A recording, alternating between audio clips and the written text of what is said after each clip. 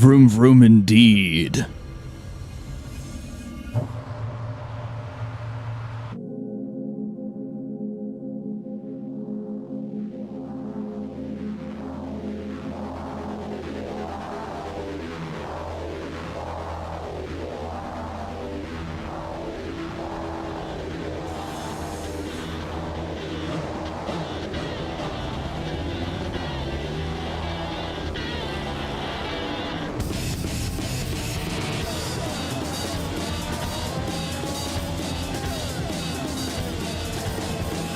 Oh, is the stream hitching like a motherfucker? It looks like it. That's no good. That's no good at all.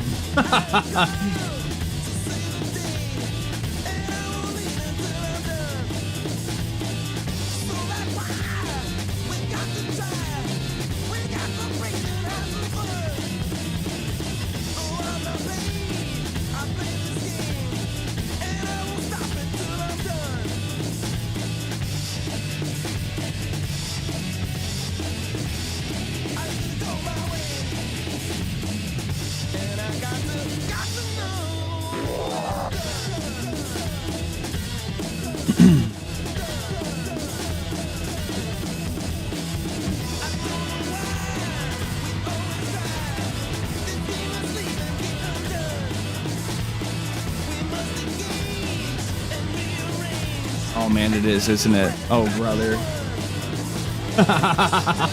Oh no.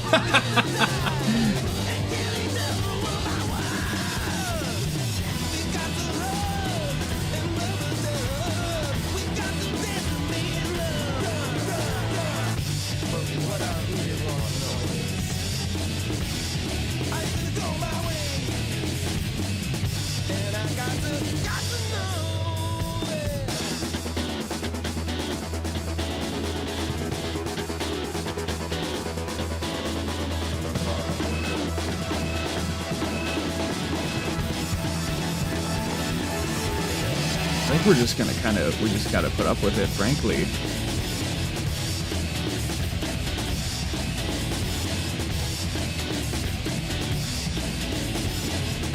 I don't even know, brother. Jesus Christ, it's always something. Let me go, be right back. Finish prepping this stuff behind the scenes.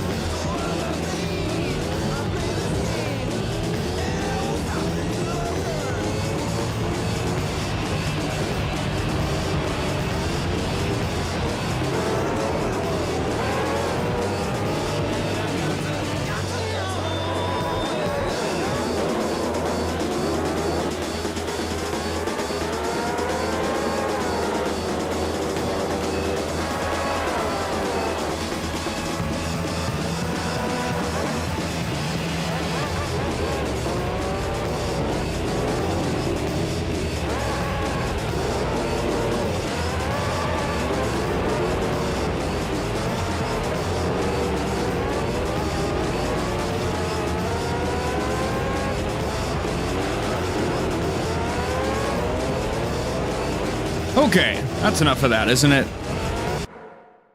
Now, isn't it just lovely that you can set things up a certain way, have them all just work perfectly for so long, and then suddenly not really work properly anymore? That's really cool, isn't it? I think so.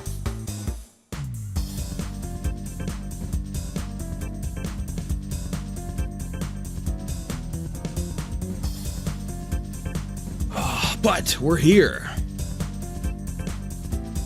Right now, right here. Once again, Gran Turismo Tuesday.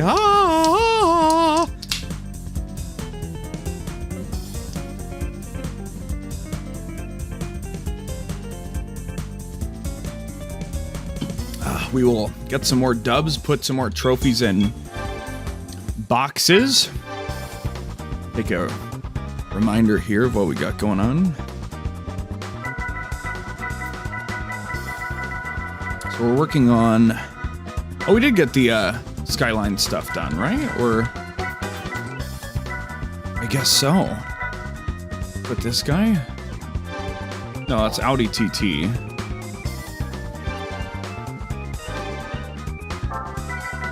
There we go. This was right after we finished the Skyline stuff. Okay. Okay. So once again, we're just down to doing whatever, like, special, specific races there are, and then we will worry about all the other stuff.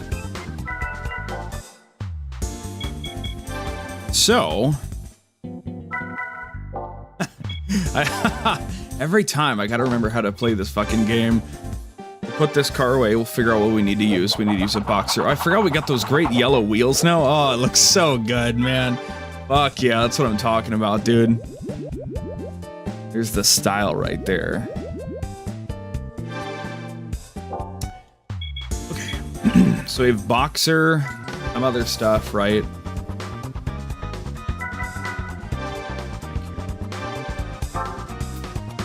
No limits. No limits, I would assume. Limits, okay. Don't have to worry about those. Boxer, 80s sports car. Limits. I don't have to click on it, I can just read. Limits. Okay, so that's all we got left is boxer and 80s sports car, which obviously we'll use the Turismo for. Assuming this specific version is allowed. SS version. A little silly, isn't it? The SS version, you say? Here we go. Okay, well that's what we know is gonna work, and then let's go find our fucking thing that we want to use, right? We just got this bad boy, didn't we? This car looks pretty cool, but we don't need it is the problem. We can sell this guy, we can sell this guy, you know. We got quite a bit of money we can make from things if we need to. Sell these as well. I don't know where the fuck we've got this thing. We need the Miata for something, don't we? For the endurance race, that's right. So, what do we want for our boxer car? Question now.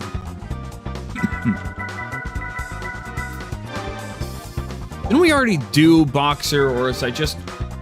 Do I think it's already been done because of the other stuff? Oh, okay. And there's just another boxer thing up here, right? Yeah, that's right. But Spider and Roadster was down here, right? Up here? Down here? Lower tier? Yeah, okay. Okay. So let's figure out what we can do for boxer. And then we'll just dump some money into the Turismo and get that done as well. Get this done first, though. Ooh. Oh. Some interesting choices here. Again, if only we kept the Impreza rally car. I don't really want to buy like a whole damn race car for something so simple. Let's do some research, shall we?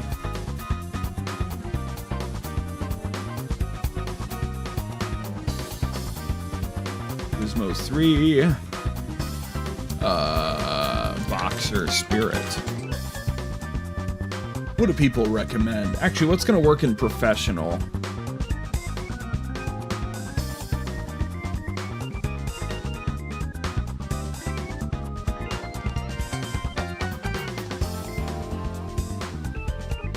we'll get the RUF RGT from winning it.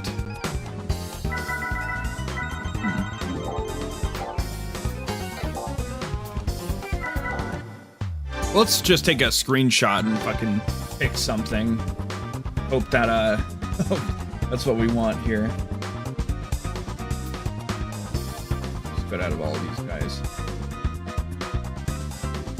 Subaru Legacy B4 Blitzen looks kind of cool. We'll get the RUF car from the professional version, that's what I mean. So when we don't get it from the amateur, that's why. Let's try this out. Oh.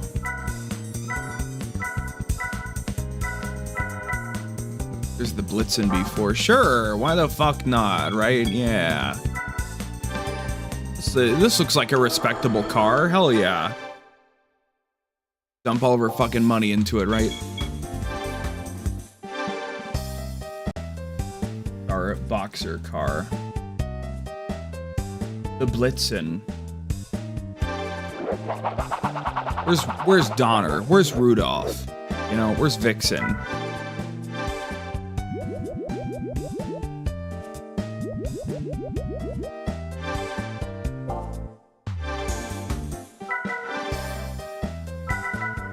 Right, I don't have to buy any shops, I can just put them on. Buy any wheels. Buy any shops? What am I talking about, bro?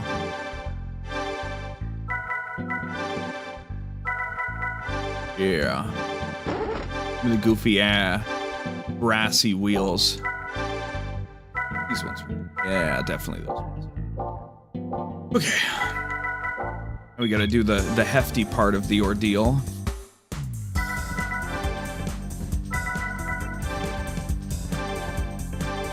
I'm just going to assume we will not need high durability tires. Let's stop calling them shitty. Let's just say high durability tires. Let's emphasize the good, right? Let's try to build them up instead of bringing them down, you know? Come on. Try to be a little nicer. They're so useful to us after all. We will need this thing for the professional league, so it's important that we put something together that's actually really damn strong, regardless of whatever it performs in amateur league, so Turbo can do it.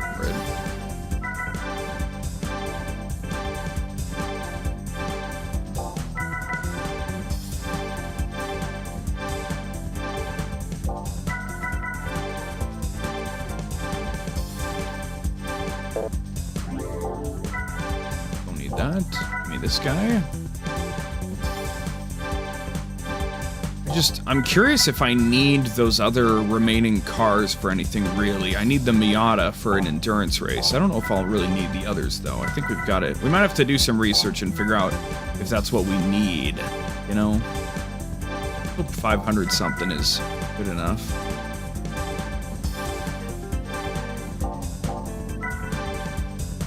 Oh, brother. Oh, jeez. Oh. Oh. Wait a bit.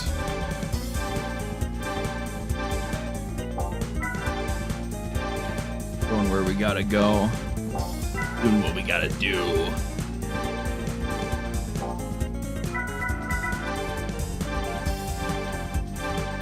Okay. I don't know if it's worth changing the oil after you do all the stuff. I know it's worth changing oil right after you buy a new car. In real life and in Gran Turismo, just because it gets it a little bit of extra performance, but...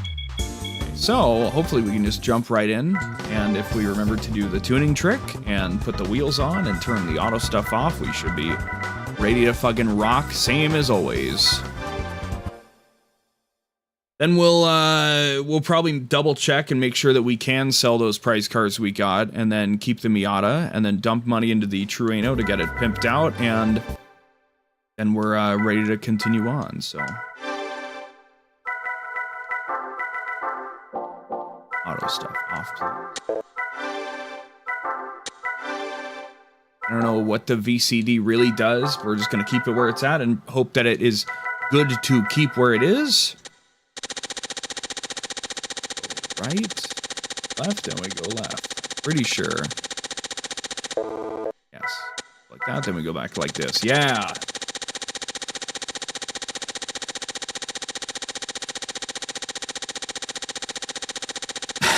Okay. I was like, oh, I think the stuttering might be gone. Well, no, I think it's still here, so... I guess I probably just won't stream tomorrow and I get to spend the day figuring out what the fuck's going on over there. It's gear trick hours. Absolutely. Any gear trick bros in the chat? Okay, we're ready to rock. We'll finally bring this back too.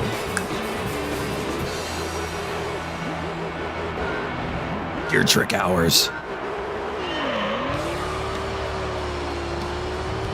I can't wait to do it in 4, where it feels like it'll be the most certain that it will be what it needs to do.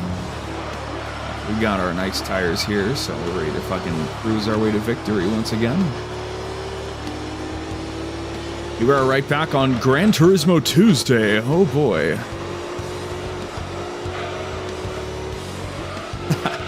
I keep putting off the endurance races, I think just because I want to, like, make sure that I get the other stuff done. And I'll probably finish Amateur League and then I'll do all of the endurance races, then professional, just to make sure that, you know, if I get an F1 car, and like I'm gonna need one, right?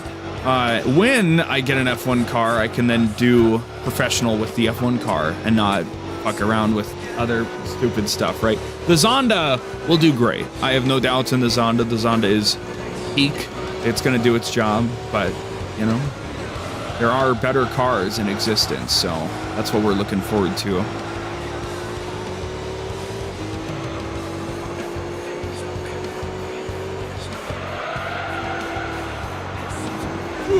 I'm feeling very nostalgic lately, though. I keep thinking back to my backlog, and I'm like, wow, what about this game that I played for like half an hour once? I don't know, right? But very curious. I keep wanting to like play 12 different things at once, and then I'm like, oh, I gotta hop back on Gran Turismo Tuesday. I gotta hop back on Fantasy Life, you know, and things are going as well as they are. Today had to be delayed a bit just because I had other things going on earlier in the day, but now I'm here. We're here. We've got a good probably 4 hours we can get today, so typically, you know, back in the day, I don't know how back in the day we're talking, but I used to stream like every other day because I'd be like, I streamed yesterday, I'm gonna work on other stuff today. But now I'm being more productive, so to speak. I'm trying to stream every day, not as like a locked-in, guaranteed thing, but it's like, yeah, I mean, I think I can do that then. And yeah, so words, blah blah blah. I'm very happy because ultimately, if anything else, you know, you're not gonna go anywhere if you're not doing the thing. But also, the things that I'm playing on stream, even including Gran Turismo Tuesday, even if I have lambasted it in the past, these are like real game playthroughs that I'm like, yeah, I want to get these done so I can then move on to something else, right? So, while I'm streaming, I know for sure that I'm progressing these things, and if they take 80 hours or however fucking long Fantasy Life's gonna take, we're making progress. So, finding a good use out of things and whatnot, and hopefully when I reach a point of 0, as I've talked about a billion times before, I'll be more confident and happy to be like, yeah, so today we're just gonna be grinding out this thing in this obscure game that I've never brought up before, and that's just how it's gonna be. So, I did play the,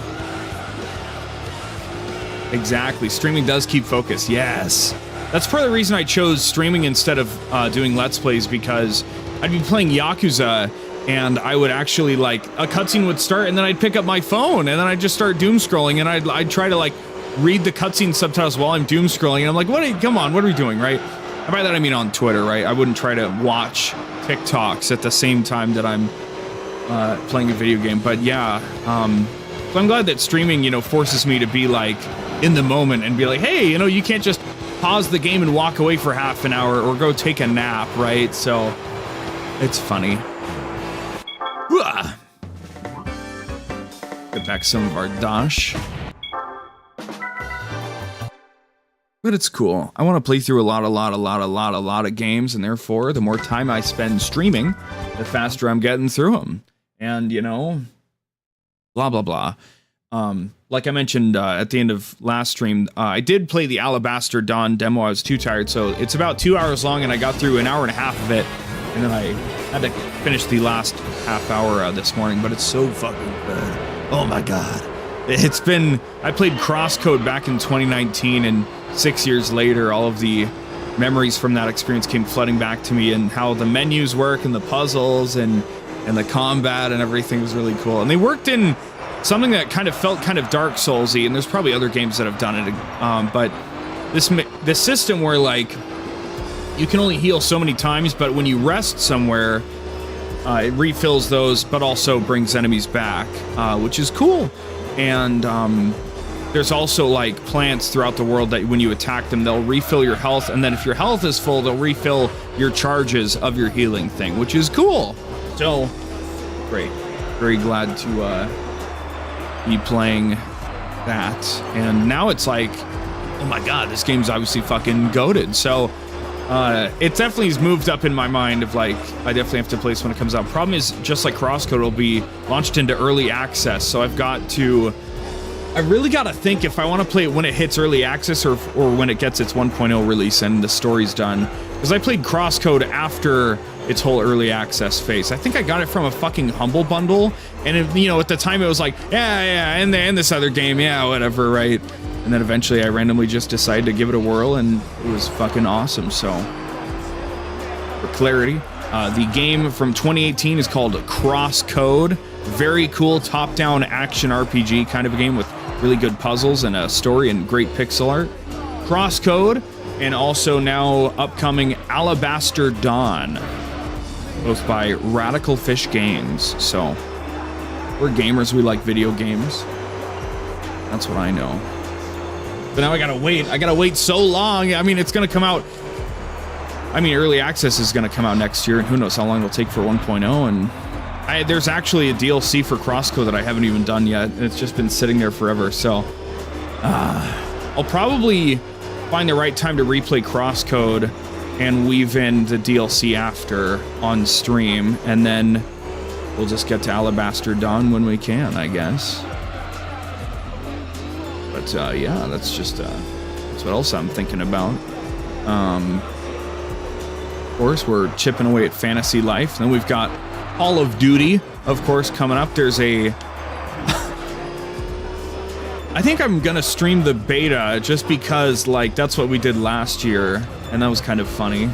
And, yeah, that should be funny enough. That'll get people's, like, whistle wet for multiplayer action on stream, and then, you know, we'll just continue to only play the campaign. I don't know what I gotta do with that, though, because apparently after you beat the main campaign, there's like a co-op epilogue section-ish thing. That's what the end game is, and God, who knows how they're gonna do that. That might be a total crock of shit, you know? But I'm always optimistic. I try to be optimistic about things, and yeah, so hopefully I can get Fantasy Life done to somewhat of a quick degree. I've got 3 months, basically. If I finish Fantasy Life by the end of the month, which actually doesn't sound too doable, I've got till the end of the year to do that. And then there's fucking the Yakuza re-content thing, and then the fucking Call of Duty re-content thing. So I think it's still doable. It's a matter of trying to be on top of all that when there's so many other little projects that I want to do at the same time, like stay caught up on my YouTube watching addiction, whatever you want to call it, and grinding out stuff in other games, like the fortifications in Gears 3, which I'm getting close to. I just have I've got 1 million down on the silverback. I've got 500k to go, and then it will be done. And it's kind of slow. I've been working on like 100,000 a day is kind of what I try to do, and it takes maybe like an hour and a half. So I don't know, but it makes good thing. It makes a good thing for my hands to do while I've got some background noise on. So Works out. And then that'll be done. Then I think the next thing I want to do is I want to go and grab all the collectibles from all the Gears games. And then I think that's where my obsession with Gears will end for now, because it got kind of re-sparked from playing Reloaded. But, yeah. These are things that I would love to do on stream, but in the moment I feel like I'm obligated to do the things that I said I was going to do.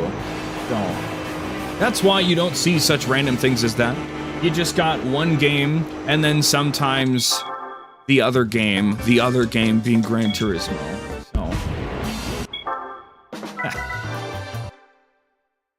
Just so important to get my yapping out of the way. Thinking about anything I've got to say. You know, and it's funny because when I don't take a day off streaming, I have less topics backed up in my mind to blab about. And then, you know, the yapping runs out at some point and we're just chilling. You know, the Gran Turismo streams, they slow down over time. I'm still racing away, but I'm like, man, I ain't got shit to say. It's fucking Gran Turismo. What do you want me to say, right? Like, oh my god, we just passed that guy. Oh my god, we just passed. Oh my god, we just passed that guy. Oh my god, we just passed that guy. Like, it's not... I'm not here to make a bunch of bullshit commentary that anybody with eyes could understand.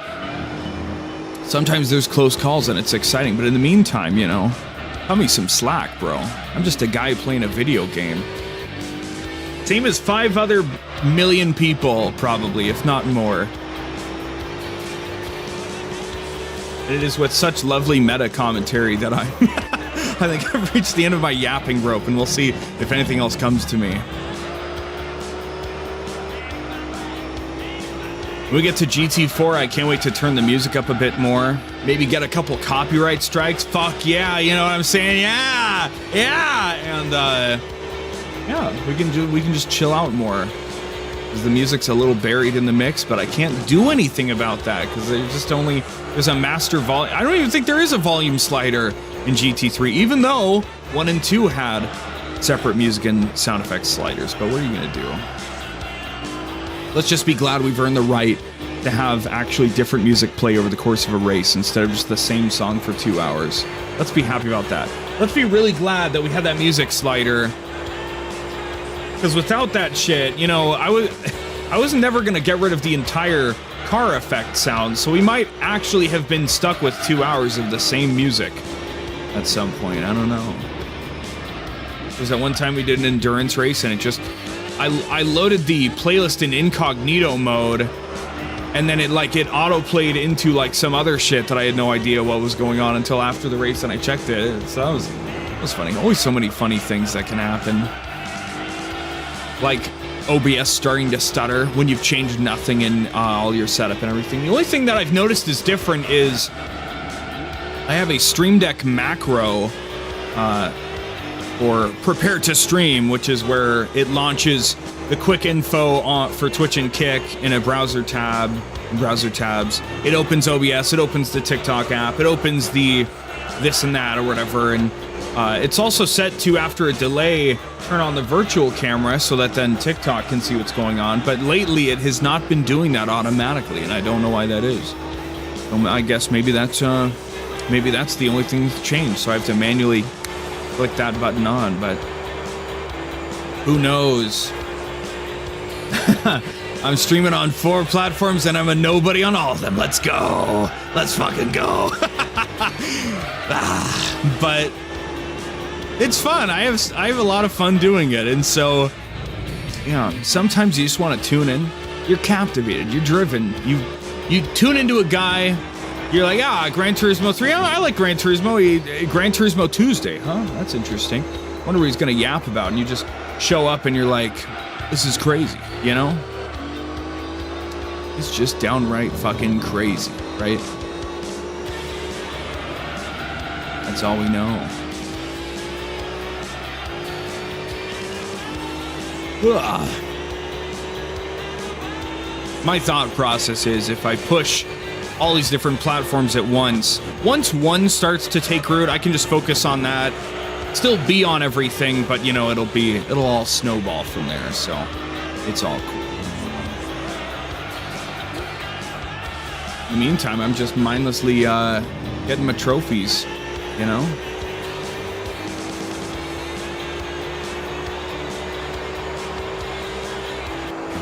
Cool.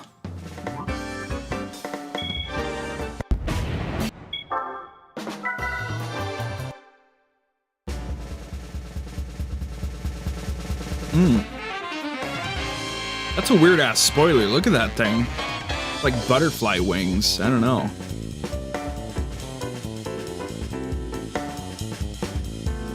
Well, that's the car I've just got. God damn it. Well, that's a Boxer Spirit done, right?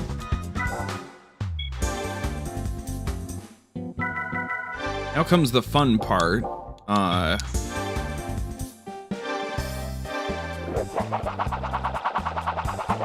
don't know if the car actually ever gets dirty. I think I just do that as just a consolation prize to it. As an act of love and appreciation to my car.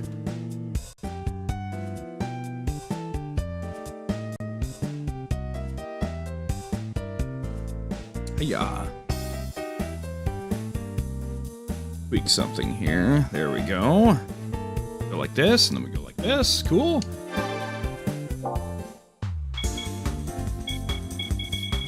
So let's go see if we need any of our prize cars other than the Miata. I don't think we own a Miata other than that yellow one that we own, that we won. Obviously, we own it. We're gonna use this guy. Celica sports car? I don't think so. It's a really cool looking car, but we don't need it. Fucking random ass Impreza sedan. 2 race cars that are pretty cool. It was worth a shitload. Turismo 400R. And then the Blitzen we just won. We don't need this shit because we can just use the one we've got. So, Altezza LM race car and a Mercedes, a CLK touring car.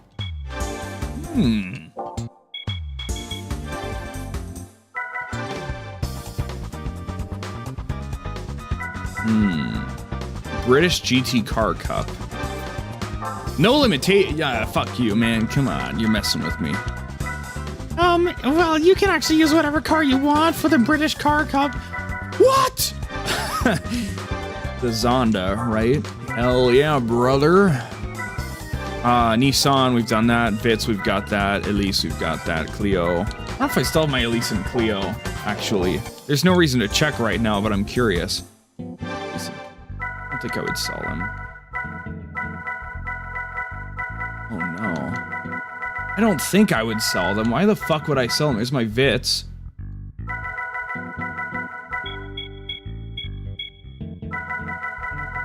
Oh no.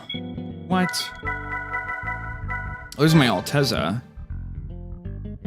Oh, I did use that guy, didn't I? Oh shit. Oh god. I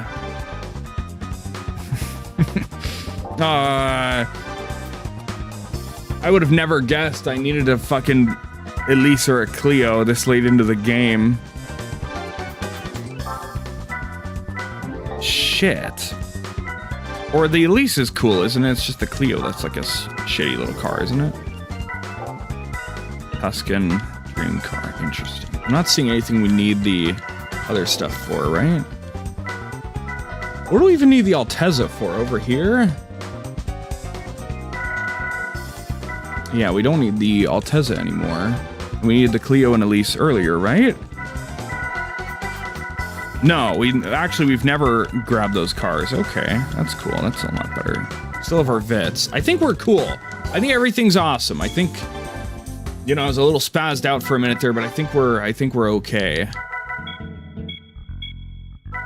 So, in that case, what we'll be using for 80 sports car. We don't need this Celica. Sorry. We do need that Miata. There's only the one. There's just the Miata endurance race, right? That's the only special endurance race. All the others are just free, right? No limits. No limits. No limits. No limits. Normal car only. Oh, you can't use a Interesting. That's right. I forgot that one's really fucking goofy. You can only buy a car. You can't... Damn.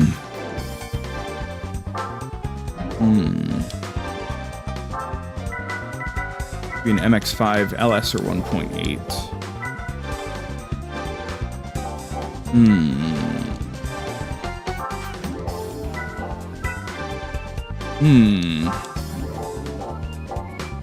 So what about, like... I don't know, it's a normal car, right? It's just a car you just bought somewhere, right?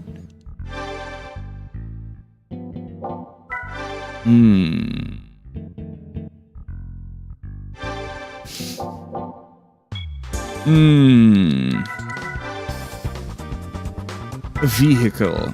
A car.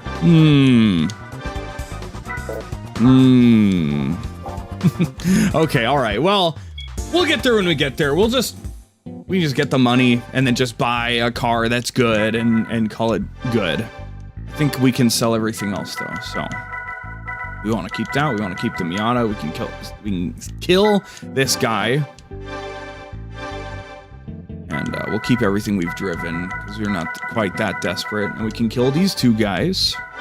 Got a fucking shitload of dash.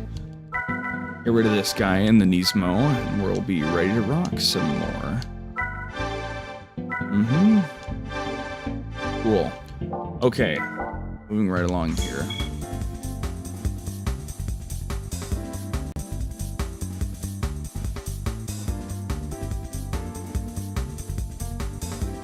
There we go. Okay. There was a guy that followed me on TikTok a long time ago. And then when I checked the next day, they had unfollowed me, and they came back and followed me, and they were watching the stream, and now I've banned them because I think they just wanted to plug their username. So that's funny. Anyway, let's get the Turismo ready to fucking rock and kick some ass. Sometimes you just gotta do people like that, you know? Sometimes it's just what you gotta do.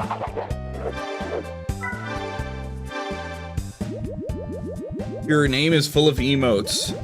Your name is full of emojis. Sometimes that's what you gotta do to people. Sometimes it's what you gotta do. Alright. Going down to Acme Studio.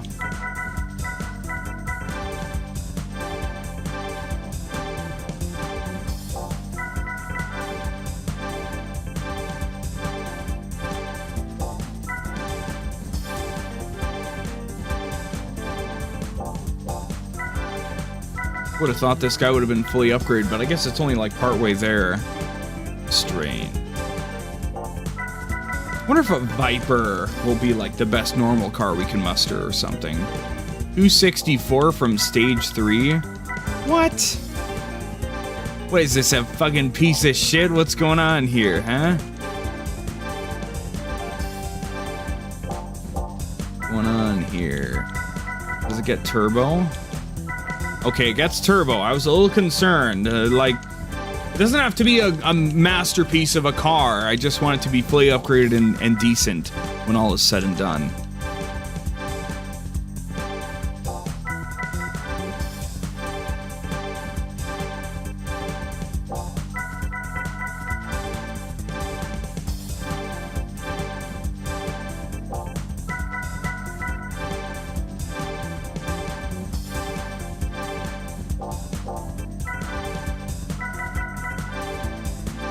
Okay, I'll take 387. That's cool. Yeah, that's respectable. We can do 387.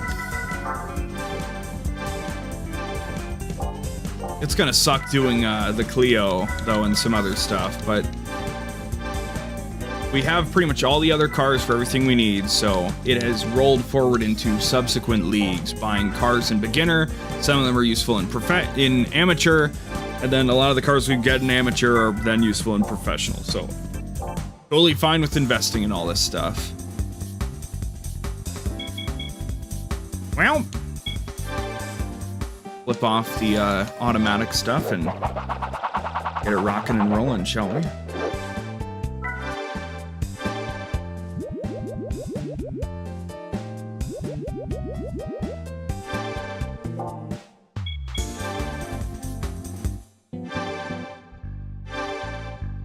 And then we'll probably spend the rest of the stream working on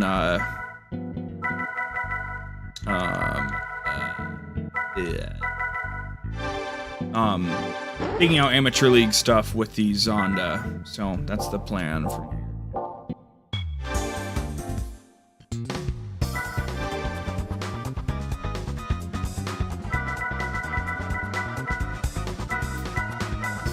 Okay. There we go. Kick in the gear trick hours. I don't think we'll be able to do the gear trick starting from 5 onwards, so some part of me would say I'm sad, but also it'll be cool knowing that I'm not just leaving performance on the floor. So that's okay. Yep.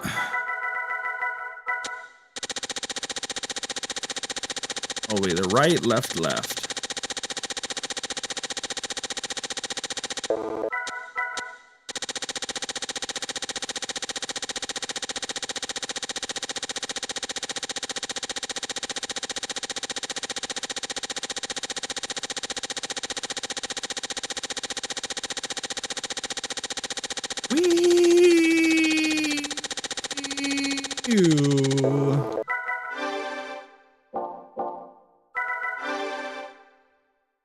We have seen the gear trick be unsuccessful sometimes.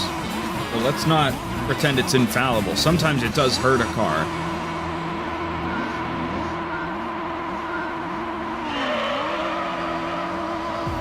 Kind of weird that we've so confidently hit the end game. Well, I mean, it's not the end game technically, but like resource-wise, we're basically at the end game. And we've got great cars, we've got a great selection of cars and everything, and oh, this thing turns pretty good. It's pretty snappy, I dig it. Might spin out a little bit, actually. Oh man, it turns way harder than I think it would. But yeah, considering how rough, just seeing how the speedometer is going reminded me that, like, we don't see any cars anymore. They're like from, a good amount of acceleration, but not an insane amount, right? So it's just funny. We're over driving shitty cars, I say, right before we have to eventually do the Miata Endurance and the Clio Trophy and all this other shit. But, basically, like, at the end, so to speak, we're at that home stretch where now we have all of the tools we need. We just got to do the content, basically. There's no more gear to craft. There are no more levels to grind now. We just got to go kill the bosses and get the loot drops, basically.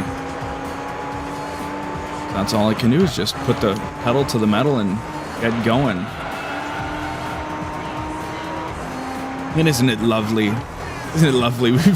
After a certain amount of time, we can confidently say we're out of the utter horror and atrocity that is the Gran Turismo 3 early game, where you're just scrounging for every pathetic fucking credit you can find. But we're out of that now, so. I wonder what the money grind for 5 and 6 will look like. Because 4, I already know about the rally car thing, and then in 7...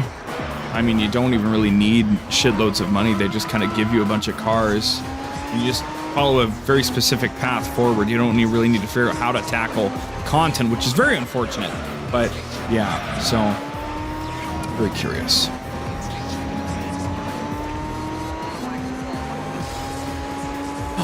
Shit, we might have Gran Turismo 3 done by the end of the year. We probably could, actually. If I start some stuff earlier. I mean, I don't know how many more. We've got like, what, 8 or 9 more Tuesdays left in the year? No, like 12. Yeah. We got plenty of time. That should be plenty. I'm hesitant to put any, like, harsh expectations or goals on me because I can't. I'm streaming as often as I can right now these days, which is why I've managed to do it, like, every day. And that's within, like, not only my own free time, but also, like, the amount of time I want to keep to myself to just chill, to just work on the little things that give my brain joy, and maintenance things and make sure, like, oh, this is caught up and this is updated, and can we tweak this and make this a little better? Yes, we can, shit like that. So everything's cool. And maybe if we're really close by the end of when we get into December, you know, we'll put the fucking pedal to the metal and try to like smash that shit out. But December will be really funny to see where we're at in a lot of things, and because I could be very close to catching up with my stuff by the end of the year. It's really hard to tell, but I'm just so excited all the damn time.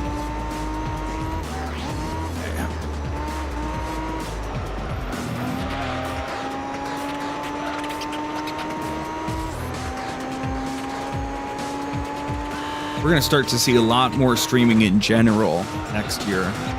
Too much more, frankly. So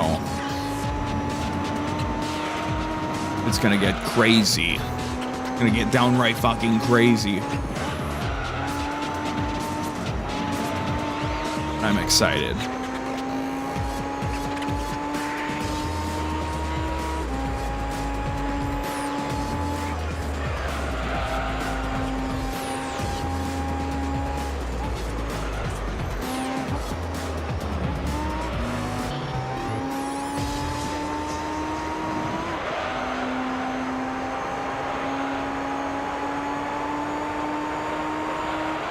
This thing turned out pretty good, huh? Like I had some initial doubts, especially considering the original Turismo we had was a little rough, but this thing's badass.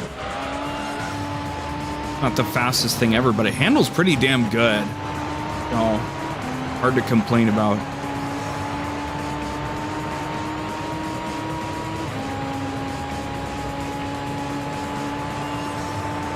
And yesterday, going to bed early was really good because I actually got like 9 hours of sleep as far as I'm aware. So it was pretty fucking good. I started this thing where it's hard for me to sleep enough, or just get enough rest if I don't have any pressing affairs the next day. So I started this thing. I've tried to consider many different strategies of like, how can I make sure I get enough sleep? And I've tried like turning my phone off and leaving it outside of my room or whatever, but then when I wake up, it does do good to get me out of bed faster, but then I get up and maybe it's only been 4 hours, right? And it's like, shit. No, I don't have a way of quickly checking the time otherwise. Maybe I should just buy a simple shitty alarm clock, actually. I mean, that's what I should do. That's probably a good idea, but my strategy now, when I do finally put my phone down, is it reduces the amount of time I spend away from my computer, because with my phone I'll be doom scrolling until I'm tired enough to want to go to sleep, and then I'll wake up and then I'll doom scroll for like an hour and then I'll finally get up, right? So that's good. But my current strategy is when I finally am tired enough and I'm like, you know what, let's actually go to sleep now, I'll actually start a stopwatch on my phone and then set it down on the charger and then roll over and shut my eyes, right? So then when I wake up and I roll over to see the timer, I know how long it's been. So this time I woke up and 9 hours and 43 minutes. Whoo! You don't necessarily instantly fall asleep the moment you set your phone down, but I can recall it didn't take me long to fall asleep last night, so that was really fucking cool. That was like the first good sleep I've had in quite some time, actually. That was cool. Very cool.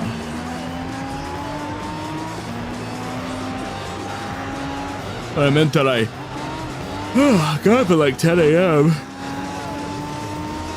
And that means that I should be ready to sleep quite soundly 3 hours from now when we're able to shut down the stream, and I gotta get ready for work tomorrow. So things are cool. Things are awesome right now.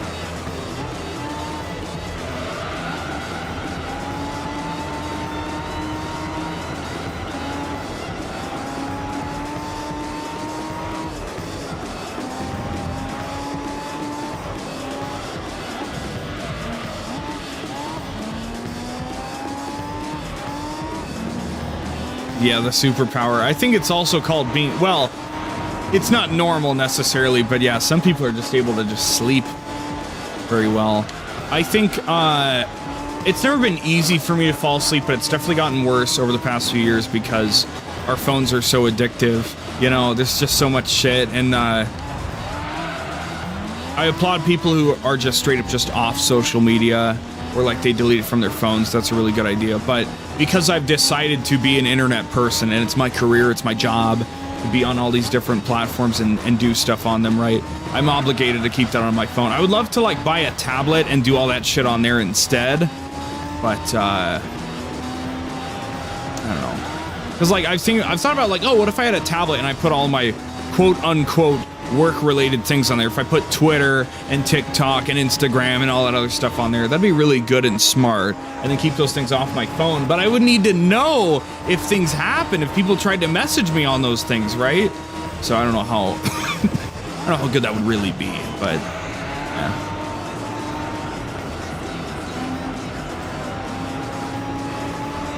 It's just a struggle.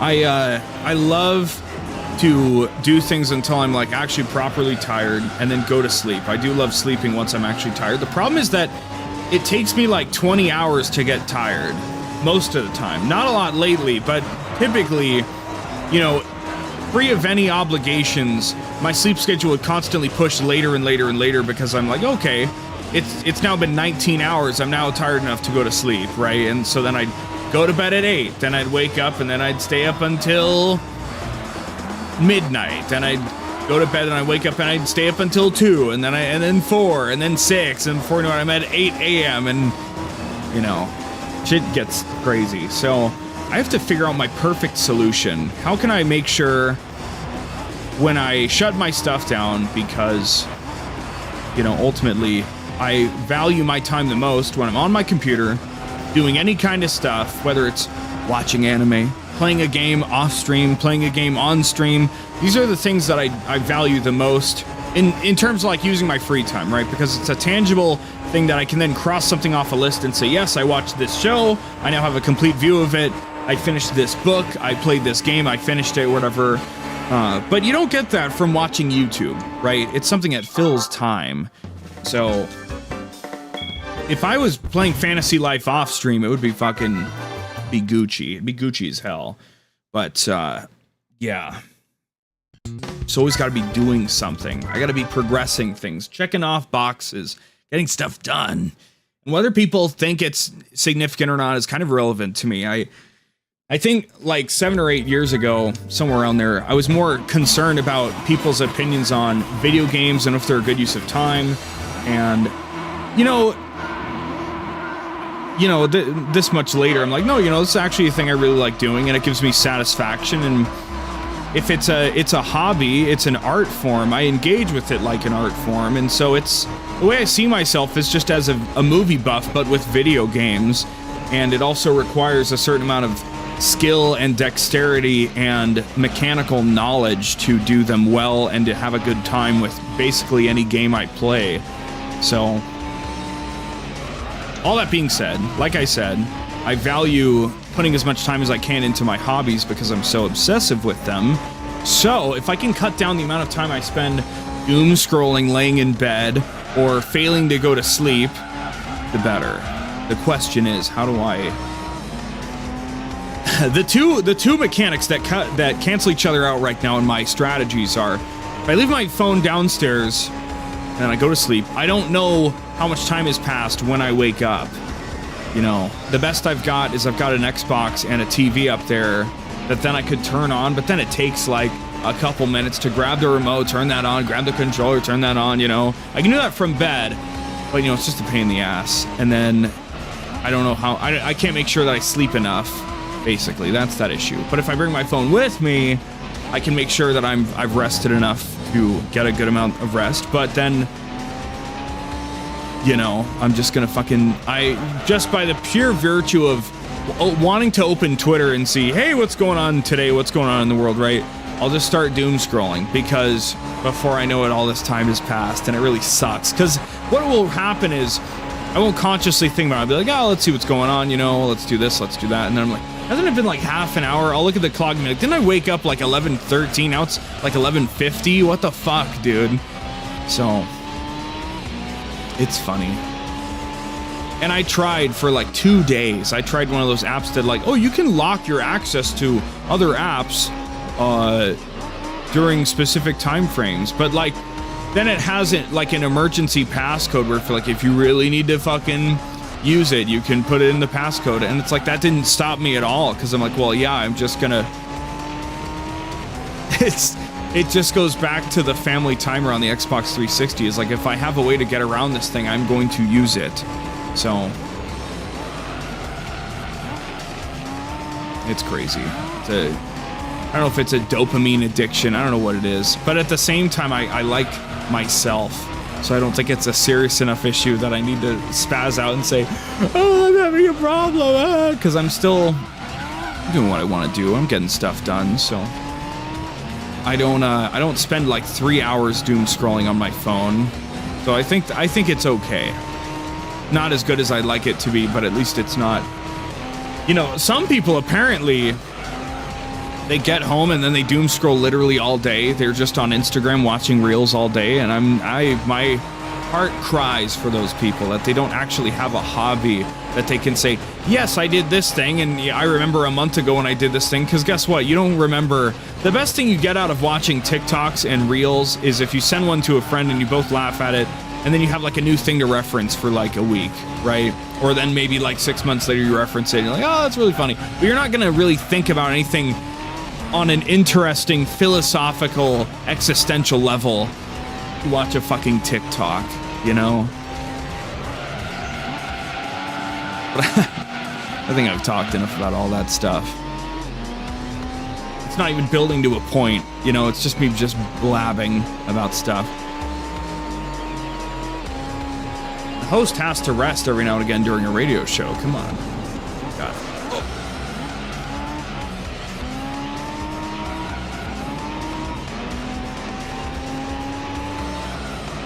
I've talked before about how if you make one mistake, it kind of screws you up for the rest of the race. And it looks like, you know, based on how far ahead we are, that's still kind of the case. But I guess I've just gotten more confident in my driving and handling of these physics that doesn't, whoa, that doesn't really happen. Let's not throw that right as we are describing how that doesn't happen anymore. But yeah, you know, it's cool. It's real cool.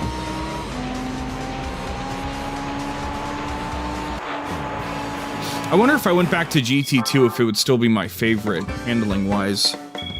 All I know is I'm not looking forward to the camera N4. I miss the relative freedom that the GT2 camera had.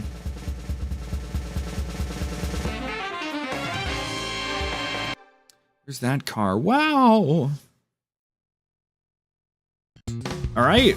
Now it's all the special car things done. We can just move straight on to the fun stuff now. What do we got here? A Nismo? Ah. I could have used this in the other thing. Ah. 403S tune. Is this going to work in this thing? Probably fucking not. A road runs over this mountain. Wow, that's awesome. I pressed right and I was too early. Too fast for the menu.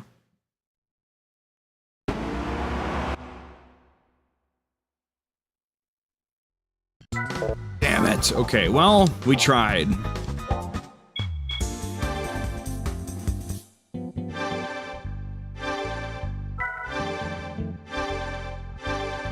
Clean off and fuel up, or gas up this car. Sorry, that I just said the same thing twice. Let's oil change it.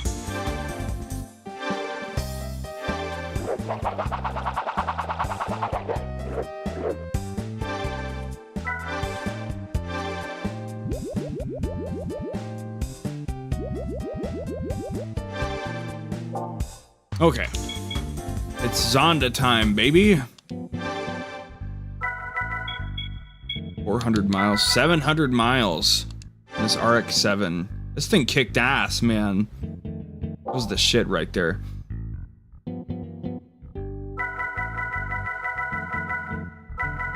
Zonda's probably about to outdo it with all the goddamn, all the laps it's gonna pull. Uno mas.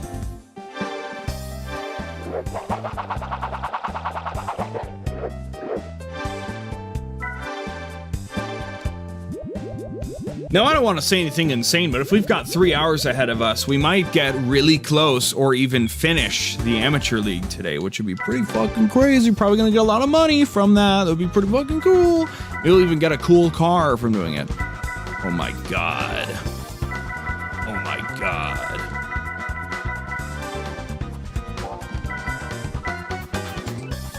Let's double check to make sure we can use the cool tires on this bad boy.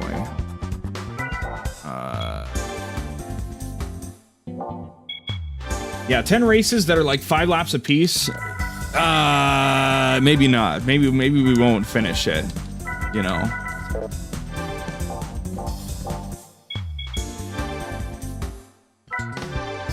We're gonna have so much racing ahead of us. We're just downright racist here on this channel.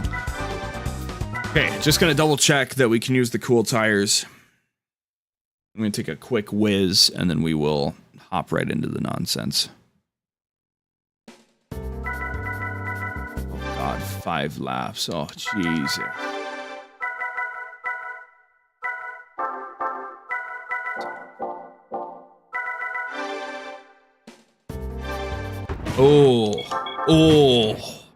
Oh no. Okay, glad I checked. Okay.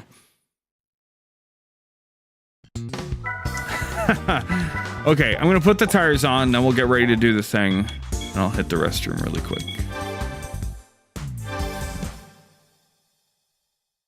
That is so unfortunate. But if the races are short, we shouldn't have to pit at all. It'll just be a funny circumstance, right?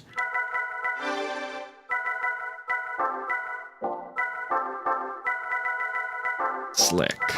Slick.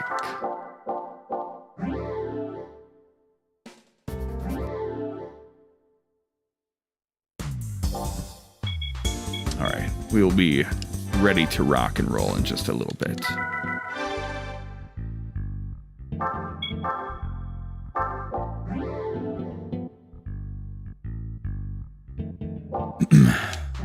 Be right back with Amateur League Racing.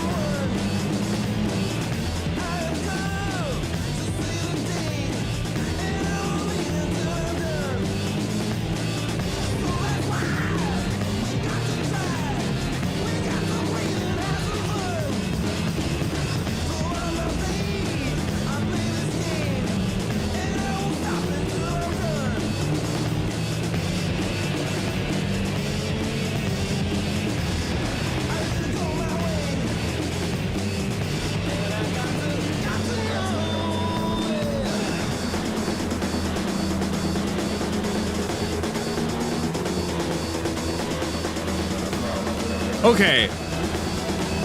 Don't nobody go nowhere.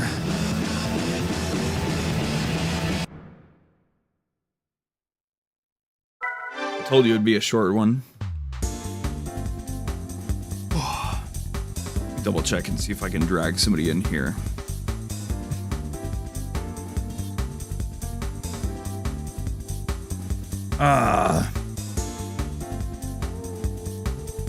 What's going on here?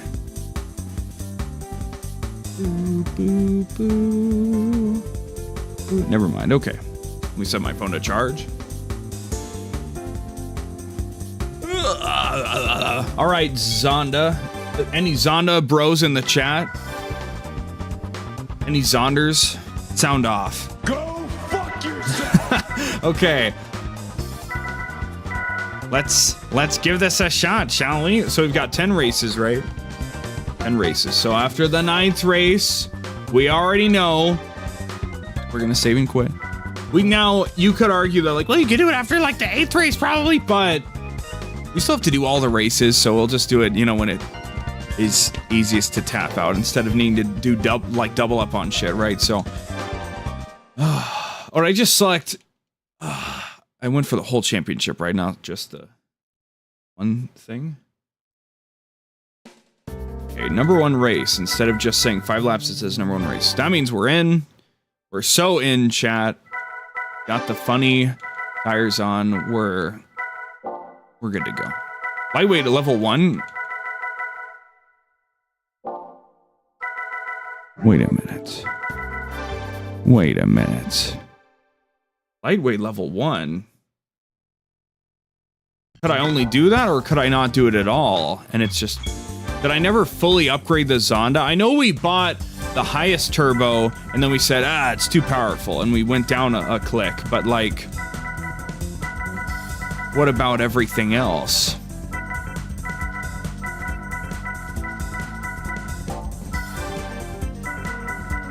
No, we, this wasn't that car, huh? Oh, okay. All right. We didn't lose anything by doing that. All good.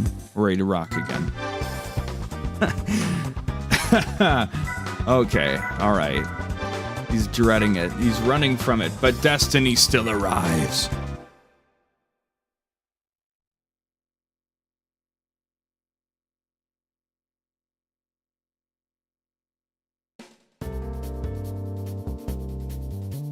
I'm happy to report days ago that, like, I tweaked something in my leg moving the furnace out of the man cave or whatever. My leg feels fine. It felt like 90% back to normal the next day, and now it's like totally fine. So that already came and went, thankfully. So let's begin. Get this shit, get this fucking crap on the road, boys. Ah!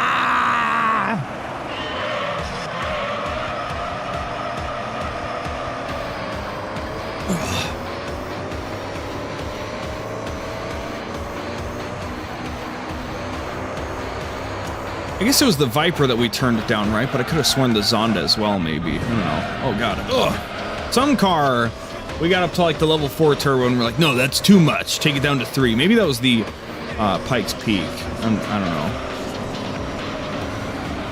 I gotta itch my eye. Okay.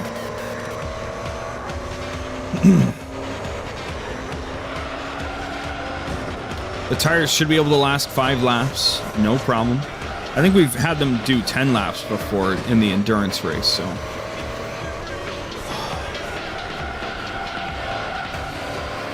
That lack of grip, though, really does suck, but this is just what the game is now from here on out, basically. I would hope all the championships have tire durability and then the non-championships don't. So maybe the next thing we should do is any non-championships that are left. Maybe those, we can enjoy the really good tires one last round or two. Because even the exhibitions in professional have goddamn tire durability, so.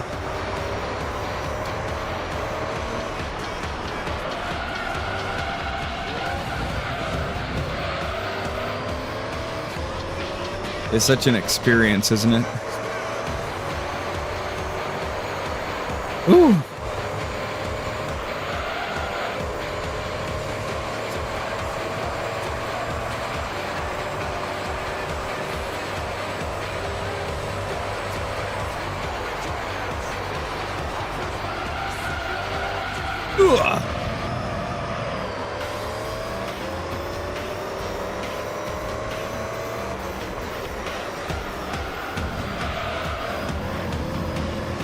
should rewatch and catch up to the JoJo manga. That would be funny, I think. If only.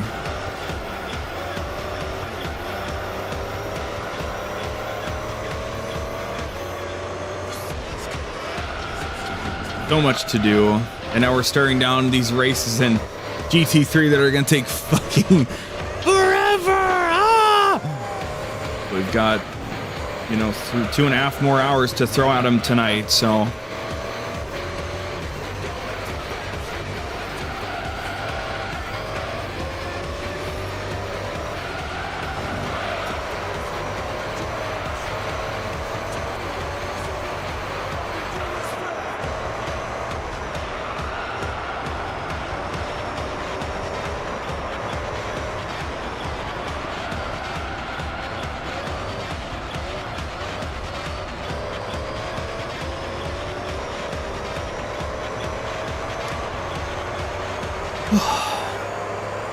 So much to do. And this is just the first race of 10, right? Oh, brother, everybody get comfy. Holy crap.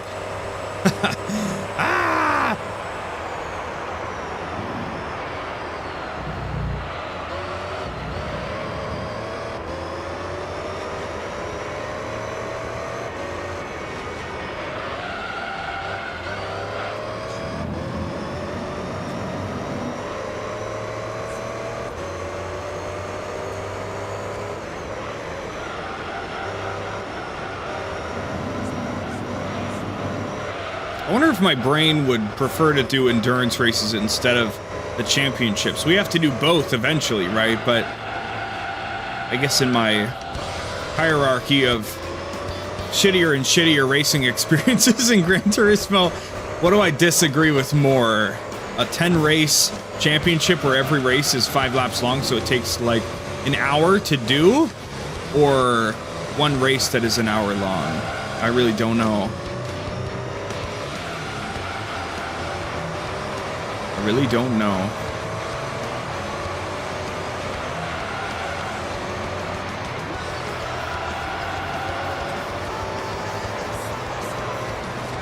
The race is going well.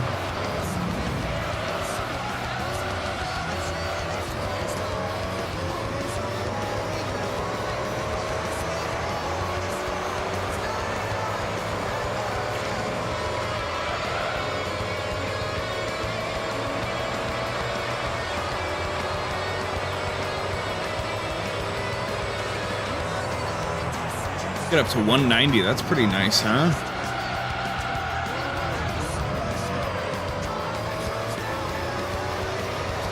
I got a decent lead.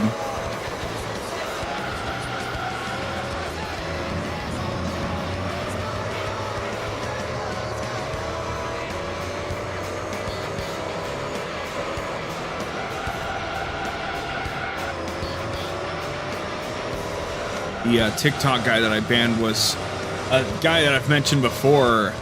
I don't know how long ago, maybe months ago. Cross emoji, cross emoji, cross emoji, all caps, Jesus loves you. Cross emoji, cross emoji, cross emoji, cross emoji. You know, that's funny, that's cool, right? Somebody like that wants to follow me and watch the stream, that's cool. But then like a little bit later, I realized he wasn't following me. And I'm like, okay, fuck you, right? You don't get to cash that out twice. I don't know, man. It's weird if you follow somebody and then immediately unfollow them, like, within a couple days. That's all I'm saying. I would prefer people just had more due diligence in the people they chose to follow. I don't know. But as you can see, chat, fortunately, I updated my panels on Twitch not too long ago, and now we actually have, and on Kick, of course, but now we actually have the upcoming games list. Wow! So you know what to expect. Wow, when I have plans in mind, now you know what the hell's going on. So you're like, wow, I don't know if I want to watch Fantasy Life-I or Yakuza or all this other stuff, you know? Modern proselytizing, so true. So true. Just go into somebody's Twitch chat and just spam bits with your name being Jesus loves you or something, I don't know. Jimmy Swaggart never came up with this shit, that's for sure. I found out, I was 4 years late to finding out, but I found out quite disturbingly. Where's he going with this? I found out quite disturbingly that actually 4 years ago they got rid of the bits for ads thing on Twitch. I didn't know that. This whole time I thought that was still a thing. So I was like, oh cool, people, if they feel crazy, they'll like throw me 3 bits and it'll be funny and everything will be cool. And no, that's not a thing. It hasn't been a thing for 4 fucking years apparently. Sorry, I thought that was like one of the foundational parts of bits, but no, I guess not. That's okay. I was a jerk. I don't know how else to describe it other than being a total loser. But at one point I was like, oh, I'll do that. And so I went to a bunch of my favorite channels, and because I didn't want to actually donate any money, I at least watched ads so I could get like the 10-bit donation badge on like 3 or 4 of my favorite channels, just to like have something on the channel. In retrospect, it's so fucking lame, isn't it? But you know, I like to believe it makes me slightly more special than the other goobers, right? I don't know. At least I can say I did something for them, right? But I've never subscribed to a channel. I've never donated to a channel. I've bought 1 piece of merch once, and that's about it. So I wouldn't ask anybody to do anything more than that anyway. I just know people are silly and they will do it anyway at some point. So I'm gonna push them off as much as I can, but people will still jump the fence and tear me limb from limb if they get the opportunity. These tires aren't really half bad once they get warmed up. It's just a bit rough until they do. And then they stay in pretty good shape for the rest of the race, so.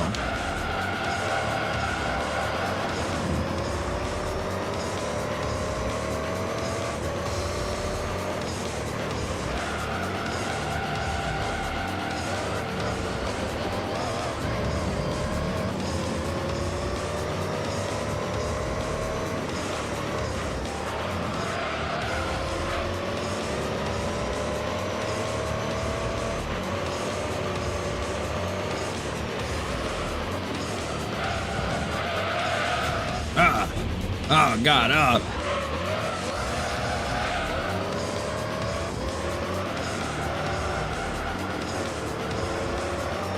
Need these tires to warm up, damn it.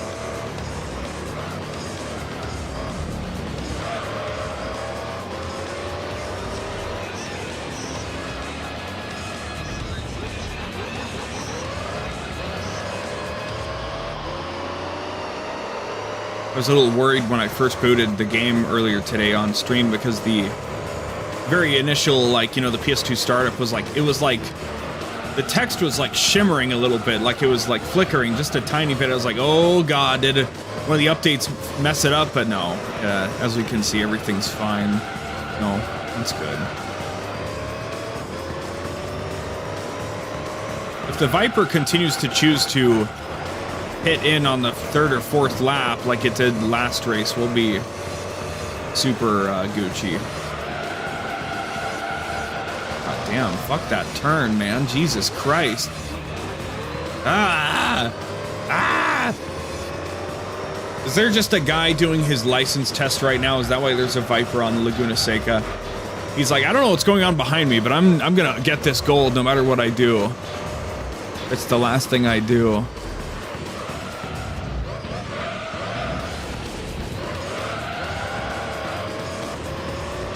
Would it be a crutch if I feel like I can only drive the cars properly with the super soft tires? Probably a crutch, right? Can I blame the game for that? I don't know. The cars just de facto handle shittier than with the super soft tires. I don't know. I mean, the game will let me use the super soft tires. I just don't think it would be a good idea with tire durability being a thing. You get blown out pretty fast.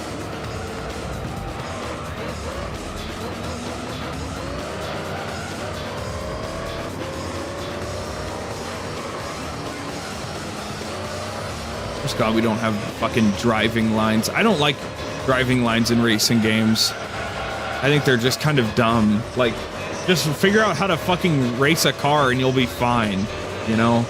I don't like being told, this is where you should start braking and you should follow this line to get the optimal line through the track. No! Come on, use your brain, use your experience, figure it out, it's okay. If you do the license tests in one Gran Turismo game, you will know how to come up with a line and figure it all out, you know? Everything will be fine. Generally, you want to stay on the outside so you can then hit the turn on the inside and coast through it properly. You don't want to be on the inside the entire time because then you will completely overshoot your turn. If you buy a physical copy of Gran Turismo 1 or 2, there's actually like, the manual's actually pretty fucking thick and explains like racing techniques and everything. And I'm not saying that I've read that front to back, I have not. However, I've at least glimpsed through it and I'm like, wow, that's really interesting. And I looked at the diagrams and shit, so you can learn a lot. Shit. Oh! Okay. You should, hey buddy, you should pit. Your tires don't look too good. I know you can't see them, so you should totally pit next lap. I think that'd be really funny, actually. Just to give me a little bit of slack, all right? We know those other guys, they don't stand a fucking chance. It's all about us too, right? Yeah. You should go pit. I'm concerned about your tires, bro. Totally. Yeah. No, I won't take advantage, I promise. No, I'll slow down just for you. Totally. Don't worry about it, bro.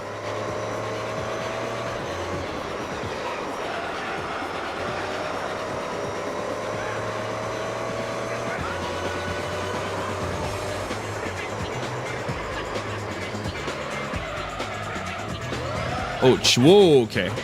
Ended a little too hard there. Oh! All right, you know, bro, we're coming up on the pit. You should pit, bro. Just being honest. Just trying to help you out, dude. Trying to be a helpful friend on the racetrack, right? Uh-oh, he's not going for it. He's not biting. What a jerk. What a jerk, man. What an asshole. You should pit, you bastard. That's okay. Just gotta run another good lap and we'll be okay, right? Ha ha ha ha.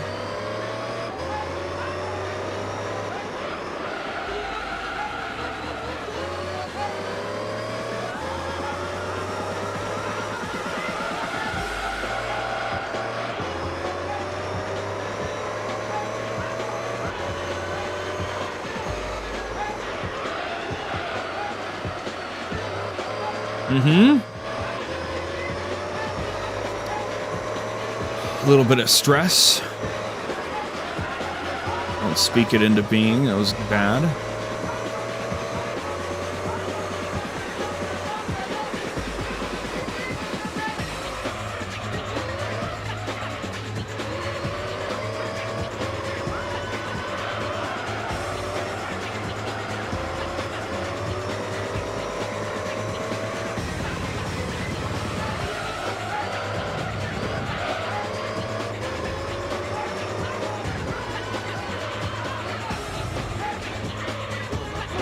We got it. Let's go.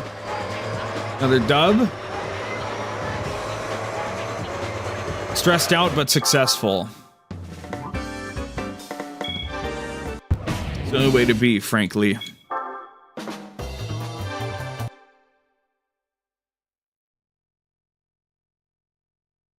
Going up against a couple NSXs and Tom's Supra. Ooh. Fuck, I hate seeing that tire durability icon. It's like a jump scare every time. I know it's going to be there, right, for this championship, but I hate it so much. I expect everything else on the UI to show up, but then the tire durability thing is just like, just there to mess with me.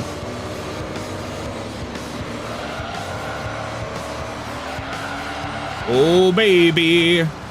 Oh, baby. We definitely cannot exit the race. There are no redos. We just have to own it and complete the race, so.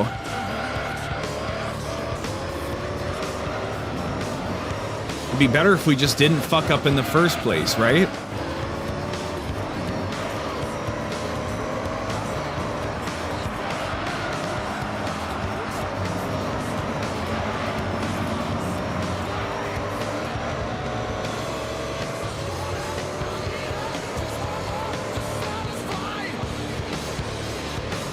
We've got 5 laps, dude. We got plenty of time to make this shit work.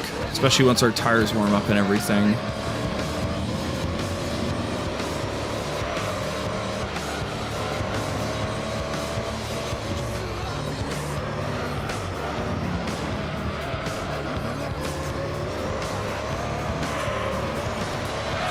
No, sir.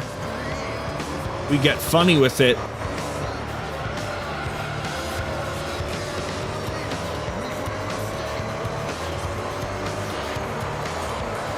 Dodge Viper, we coming for you!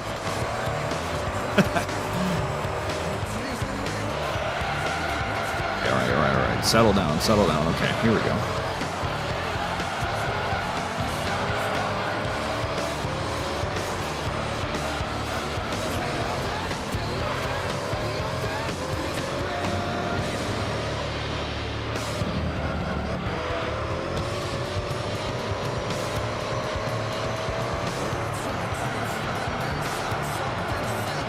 I'm glad the controller position managed to work out perfectly for the UI with the tire durability on there. It's a weird spot, not quite in the corner, but it lets us show everything. It doesn't really cover up the car either.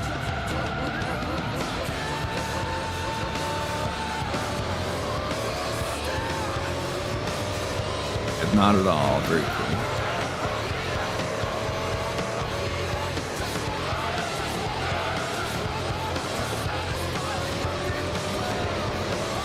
Bro, I'm coming for you.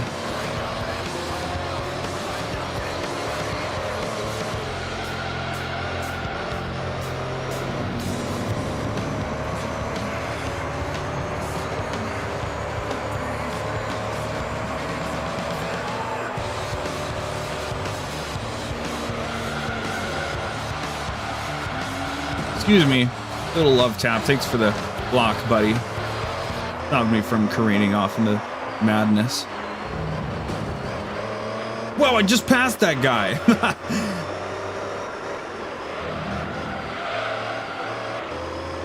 Better get a damn good payout, like at least 100K from the championship bonus from finishing this shit, right? Plus the prize car, not just 100K from a prize car. I'm saying, 100K for winning the championship and then also a really good prize car, you know?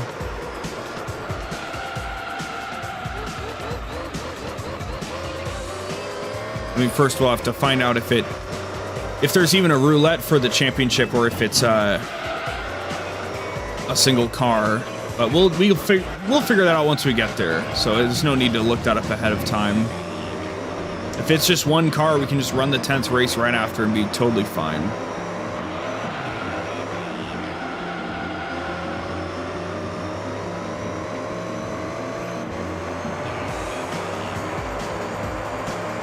What's cool is though, once we get to GT4, there's so many little gizmos and gadgets on the screen. We can actually show acceleration and braking and turning just from the built-in stuff in the UI. Don't even have to turn anything extra on. So I don't think I'll have to show my controller anymore.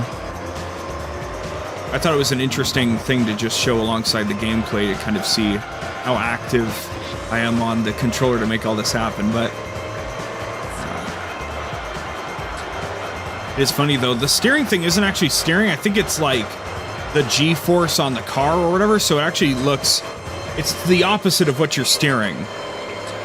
And I don't know what exactly it's supposed to be showing by doing that, but it's the exact opposite of what you're hearing, so.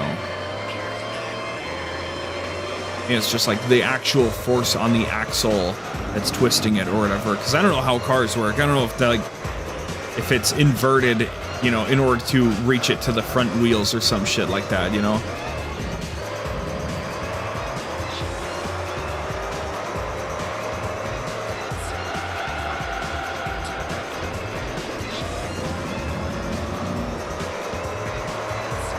You're not gonna pit, are you, buddy? Oh. You did. You fucking dumbass bastard. You dumbass bastard. You're making this shit so free, buddy. That's cool. We love to see that, bro. We love to see that. Moves it all the way to the back. Poor fucking bastard, man. That could have been us if we were using the high quality tires. Could have been us. Could have just been screwed. We got a race to finish though.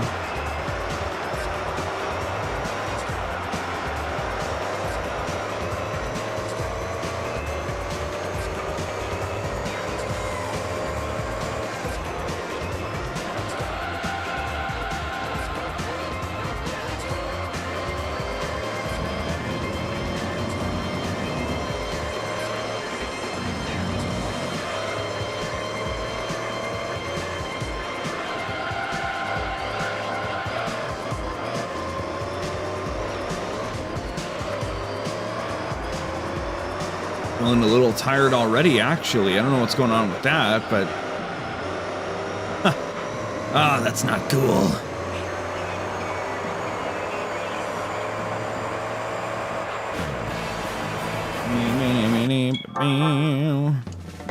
Three down.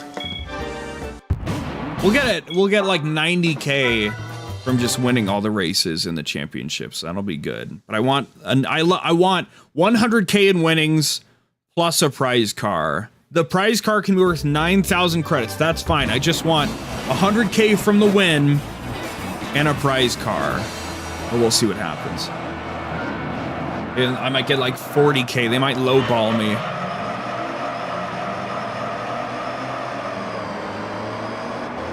God, the first gear lasts to like 87 miles per hour. That's crazy. That is insane.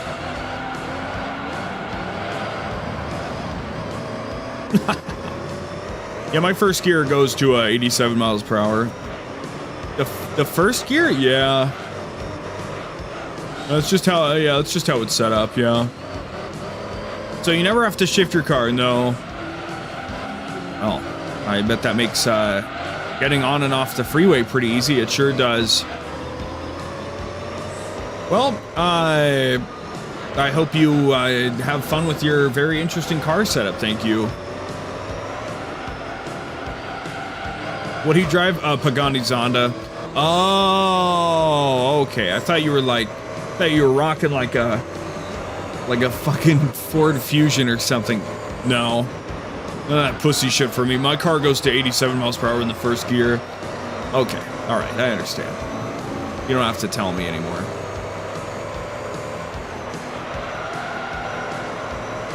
This track is very nice and smooth. Got this shit under control.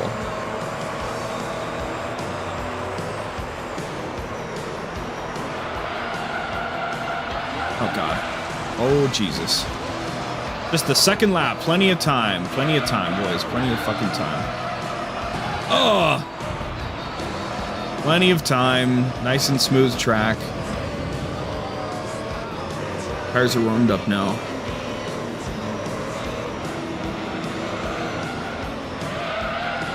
We can actually afford a loss or two during the championship.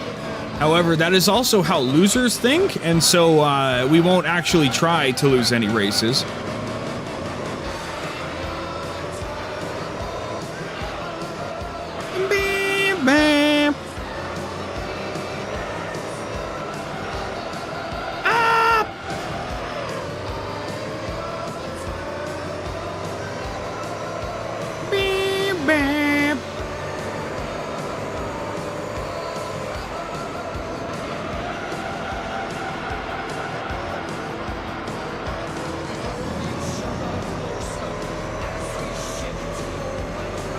Back to third place at the end of the second lap. Very nice. All right, let's not fuck up this turn this time. We can do it once for the funny, but let's not do it a second time.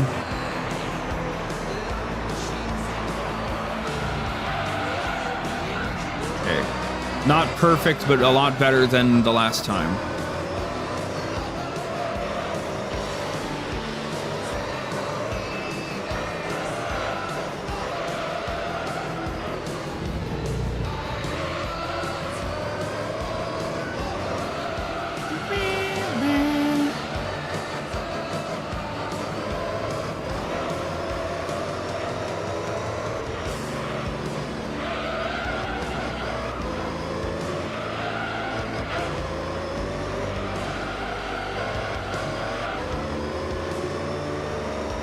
coming for you, Dodge Viper.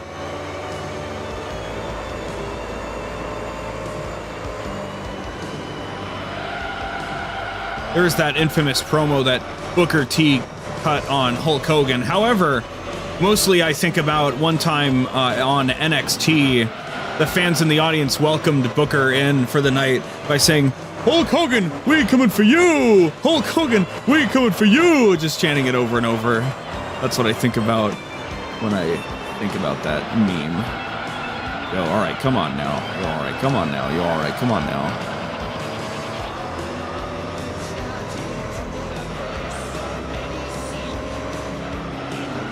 Oh, baby. Oh, yeah, baby. Oh, yeah. We're in on it now, ain't we, chat? Art thou feeling it now, Mr. Viper?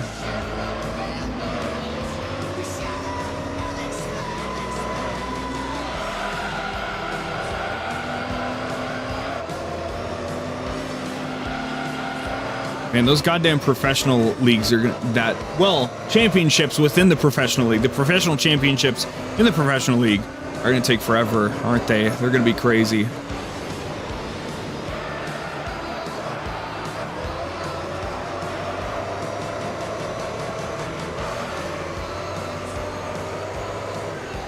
You going to pit, homeboy? You want to do that for me, dude?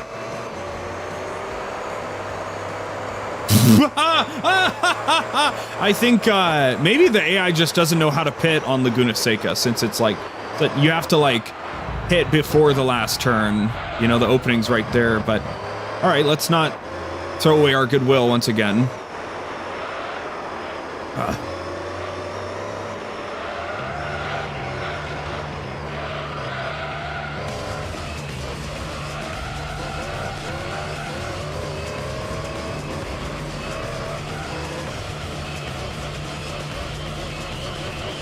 God damn. Can we turn a little harder, please? Funny how I've gotten used to... I think we've pretty much done every track in the game like a good amount of times now, right? So I've gotten really used to like expecting what's gonna come at me around this turn or over there, and you know, shit like where you wouldn't really know what to expect or whatever, but we're so experienced at this point, and I wish I knew and could remember the names of the tracks off the top of my head. Like, I know names of tracks, but I just don't know, like, is this High Speed Ring? Is this Apricot Hill Raceway? Is this, the Forbidden Forest of Pain and Suffering? I don't know, right? And, you know, if I was optimistic, I'd say, well, maybe I'd know by the end of all of this, I would know what each track is. However, because they like every couple games they like completely refresh and they keep the track layout, but they completely redo like the ambiance and like the setting of it. So like it's no way I'll ever fucking remember. Like I know Special Stage Route 5, Special Stage Route 11, right? I know those two at least, but because they were the 1/2 night tracks of the original game, and that was always really cool. It was like, wow, look how fucking cool and good this game looks. Wow, blah.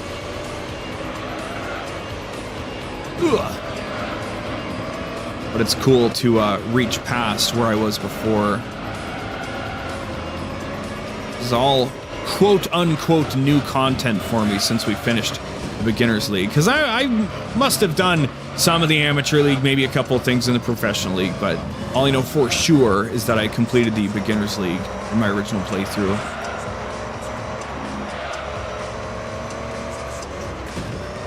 I mean, if I had more time, maybe next week. I don't know what my plans will look like next week, but maybe next week we can do a much longer stream and maybe do 1 or even 2 endurance races. I don't know. I think I probably want to get, like I already said, I probably want to get the Amateur League done and then do all of the endurance races and then move to the Professional League with hopefully any goddamn F1 cars I might have at that time. That's the hope and aspiration there.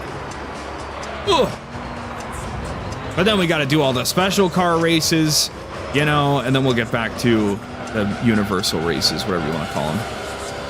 Races with no limitations. No DQ, no countouts. Something like that.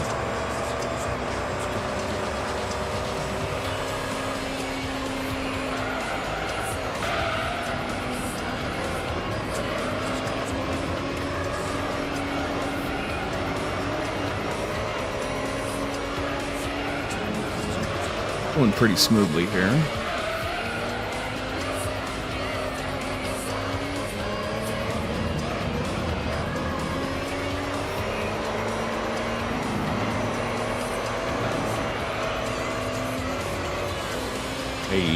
Yeah. But it's so chill, right? It's so, I don't know if it was a mistake maybe to make this a streaming thing when it would probably worked even better as a, you know, side monitor kind of thing, but I'm happy with where we're at. We've completely destroyed 1 and 2, now we're on 3, and then we get to take down the behemoth that is 4, and we'll just kind of fire out progress all over the place. The problem with a game where there's a shitload of things to do is that it's hard to feel like you're getting anything. Even if you played for like 5 hours and you know you're getting stuff done, it's hard to feel like you're getting anything done unless you start to visualize and find different compartments of the game to say, yeah, I'm doing this. Like, if it's an open world game, if you're playing Assassin's Creed Odyssey, for example, like I have, you know, it can be hard to figure out, like, hey, did I really even do anything? I did this quest over here, I got this done, you know, but like focus on a region. If you can visualize and say, yes, we're going to do this, we're going to do that, then it's a lot easier to figure out. And unfortunately, you need to have the grandest view, the biggest of pictures to truly visualize it. I can't really visualize, you know, the 20 subsections under the amateur league. All I've got is the leagues to really go off of. And we've got 2 out of the 5 leagues done. Pretty cool. But both of them, you could argue, are the 2 easiest leagues. So as long as we keep chipping away, you know, eventually all these little holes of trophies are plugged in and everything's awesome. So I'm very curious to know what to figure out and see what my Gran Turismo 4 experience will be like. Because I have to get used to the driving style and finding what races to start with, and you know, what cars we can get away with buying earlier, and all sorts of fun things. So the one thing out of this whole thing that I'm dreading the most, I'm not even dreading like doing the 8-hour, you know, Nürburgring B-Spec race stream. I'm not even worried about that. What I'm worried about is the last driving mission with the Mercedes-Benz that you have to wait like 3 minutes for it to even start up. And then you have to barely, like, you have to run the whole fucking Nürburgring to get there, right? Like, I've barely driven the Nürburgring in video games, so I don't really know what to expect. I know it's not too crazy. All I've got is, I've really got to go off of is seeing, like, the insane videos of, like, oh yeah, this guy took a 900 horsepower car and Gran Turismo 7 around it, and it's just ripping through all these turns and shit. I'm like, I don't know if I can trust my car to go that fast, and yeah, but it might take 30,000 tries. It might take 1 try. Who knows? And once we get that done, I'll be, you know, all you can really do in your mind is build up your obstacles. But then when you finally fucking conquer them, you're like, that's right. And you get to slip and slide and coast until you find your next big obstacle. So it's cool. It's awesome even. That's my biggest fear right now. Is those damn driving missions. And there's like 40 or 60 of them, I think, and the Mercedes one is the very last one. I don't know if we can do it early. I don't know if we'll go down the list like left to right, you know, 1, 2, 3, 4, 5, etc. But all of this awaits us in the future. And I can't wait to take it on and take it down and be like, yep, that's me.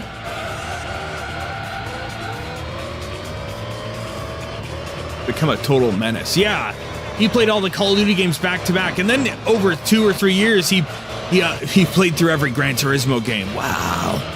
Once we get to 5, we can't lie and say that we 100% of them anymore, though, because there's trophies for, like, you know, gold rank every license. No, we won't be doing that. So we'll just have to live it up while we can with 1 through 4, and that'll be okay.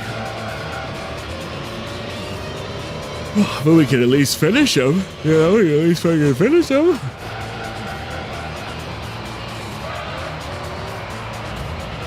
Another race in the can.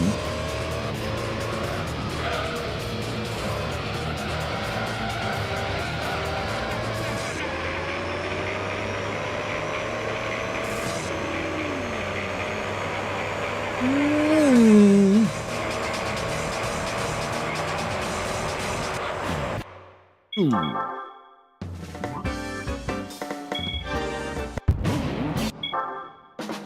Okay, we're halfway through.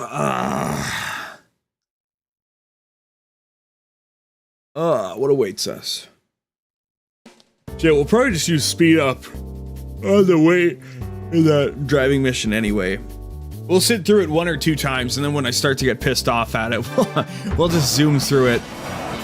Or we'll make a save state at the start of it. I think that's what we'll do.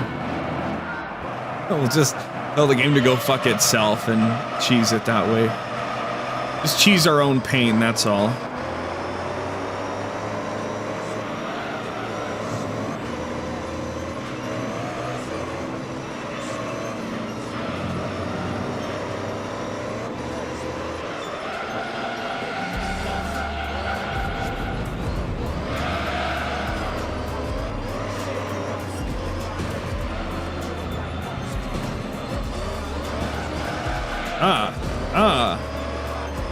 Come on now, folks, don't mess with me.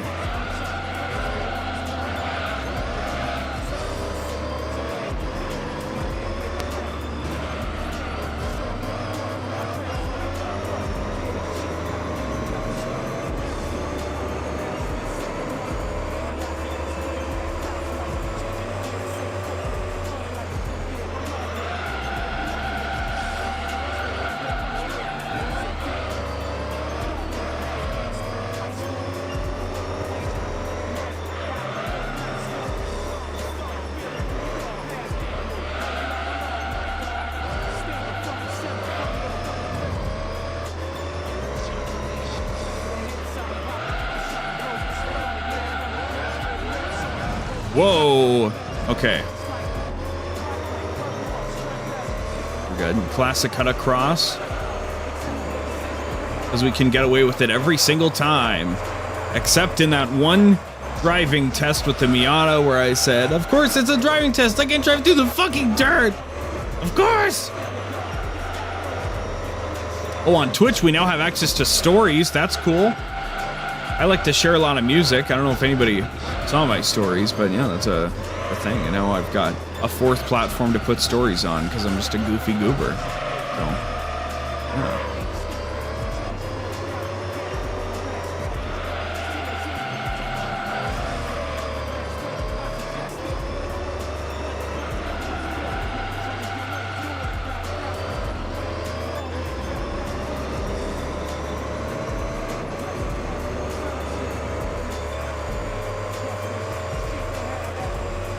Fourth place in the 2nd lap. Come on, buddy.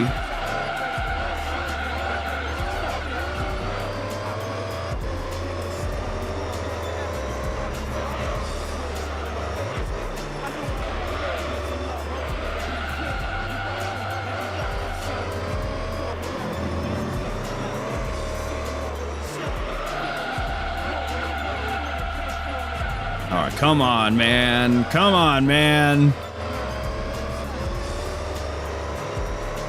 This one's a little rough, huh? What's going on?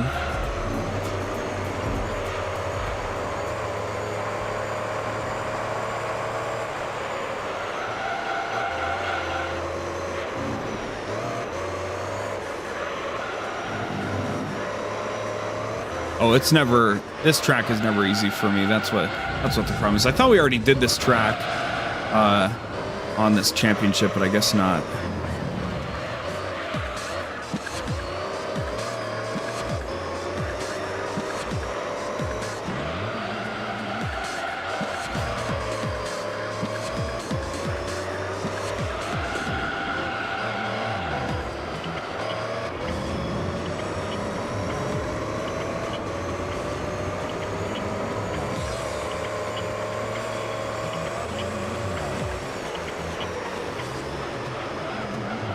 Probably better to over brake for these turns than have totally fucked them up, considering I've a lot of really good straight line speed.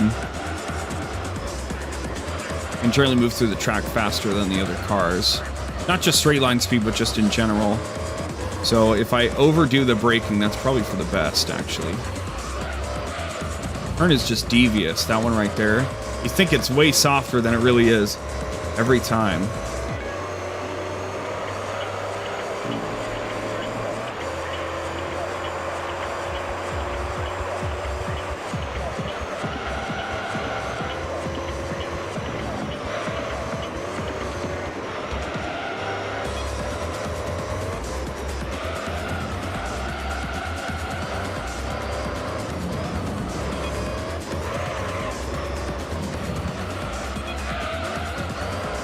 I think that turn just there is like my least favorite turn in the entire game.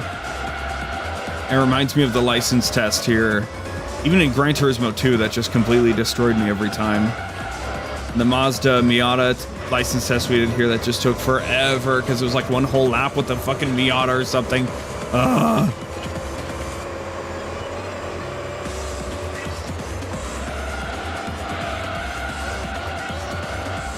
Okay, I don't know how we're gonna catch up at this point. That's okay. Focus on completing this race and worry about how the fuck we're gonna beat the Viper on it next time. Because of course it pits, then we're in really good shape.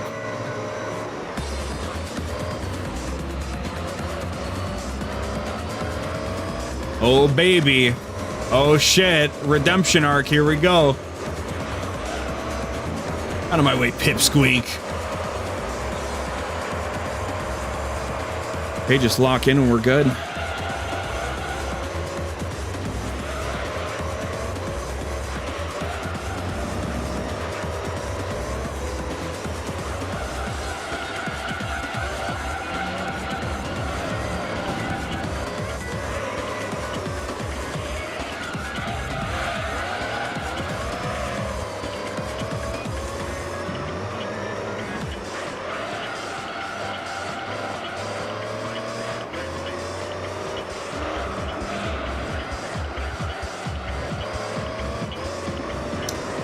Ooh-wee. Ooh-wee.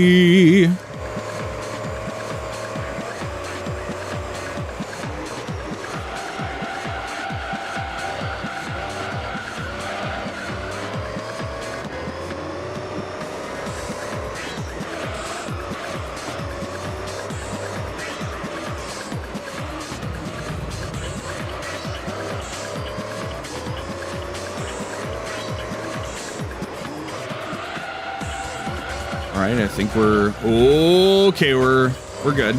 We're good. We're doing all right. We got another dub on our hands. Because if we've soundly lost the race here, we would then have to figure out, well, how would we ever win it? You know, we could have just done it after the championship, but then, even then, if our best wasn't good enough, what would we have to do? We have to come back with an F1 car, probably. All right. 3 more races, then we save, then we run the roulette, and we fucking come back and do the 10th race. We get another series of dubs on the board. Ah, shit is killing me. It should just be considered another 10 races to do, but because they're all grouped together, it feels like so much more of a bother because we don't get that break to go muck around on the home screen.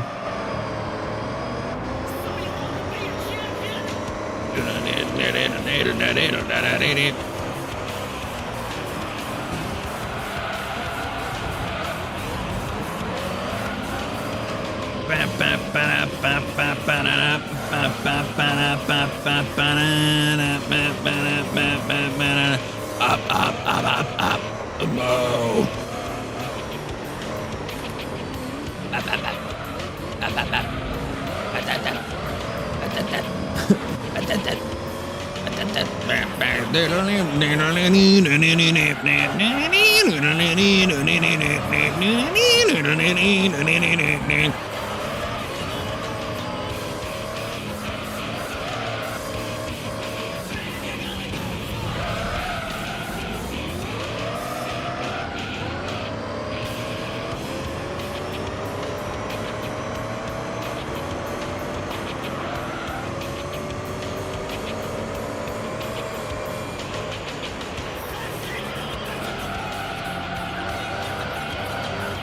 I just love the shit to just be blasting right now, but again, alas, no sound sliders.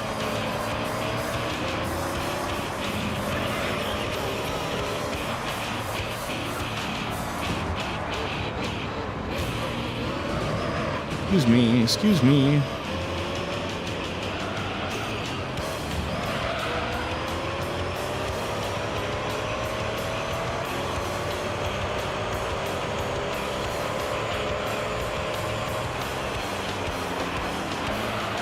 Ah, not enough.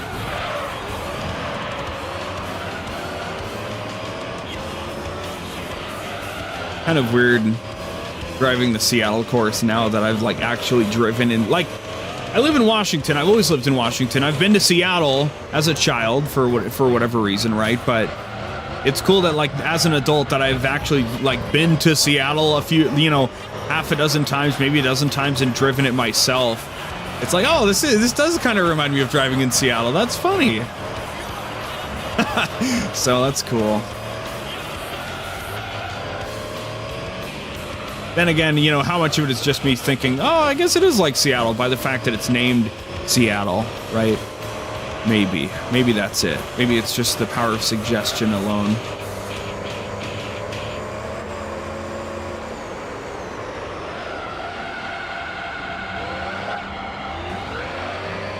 No fucking way. You motherfucker. That Viper, though, is way fucking ahead of us. I don't know what the fuck his deal is, dude.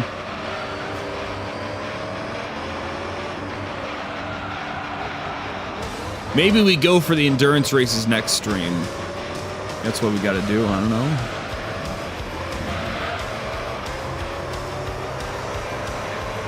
What are you purple blue headlights? This is like 2003, bro. What are you doing? 2001?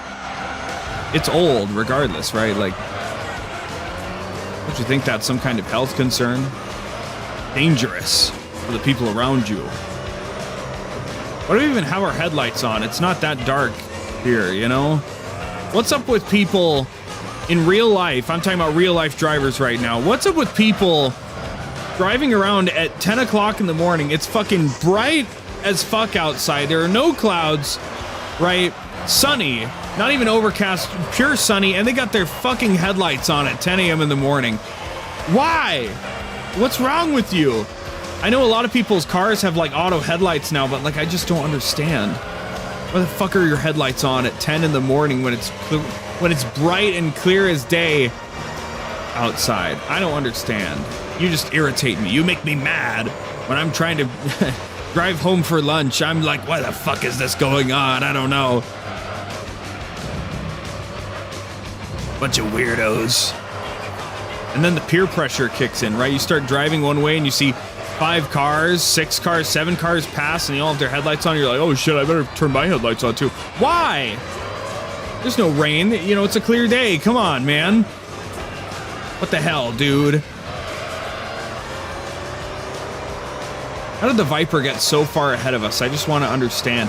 Why? We soundly defeated the Viper on the 1st and 3rd track, right? It was just the, like the 4th one that was kind of fucked up. I don't know. Very strange. I'm sure I'm fucking up every turn just a little bit, but it's crazy how it's built up to this much of a lead. I'm not driving perfectly by any stretch of the imagination, but very strange.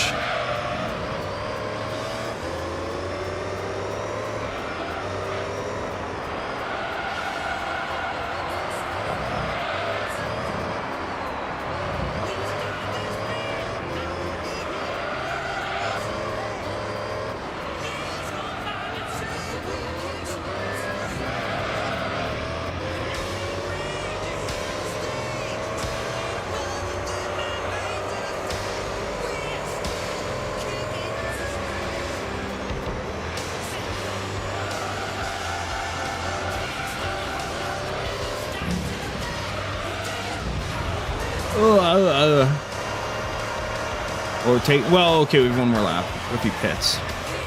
Oh, he's not pitting, okay.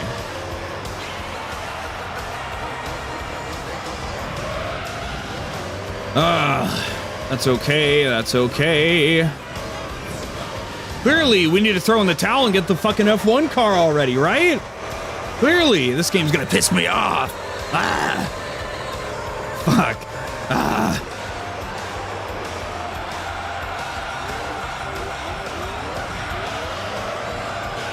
Dude, why the fuck are you turning still? I'm not telling you to turn, man. You bastard. You scumbag.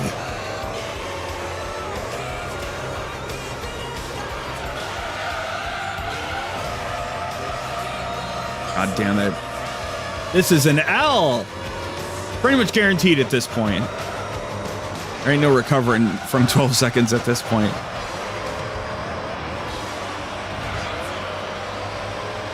Do cars just get buffs based on like the nationality and like if they're in that locale? Is an American car just gonna drive better on an American track? Is that what's going on? That way Laguna Seca was so hard as well. I don't know. Maybe I'm just driving so shitty. Maybe I'm just getting tired and I'm driving shitty. I don't know. Oh man, that wasn't good. Come on, dude. Come on, brother. Whoa, what the fuck, dude? Come on. Those curbs have really shitty hitboxes, by the way. We figured that out a long time ago. Those curbs that we just passed, I was like, what the fuck, dude? Those ones are a bit goofy. I think this one on the right as well. Okay. We can persevere, we can recover. We're fine. We're so far ahead in points. Pretty sure. We already see the points? I guess so, right? No. Right here. And the momentum starts trending downward, just like that. 36 points.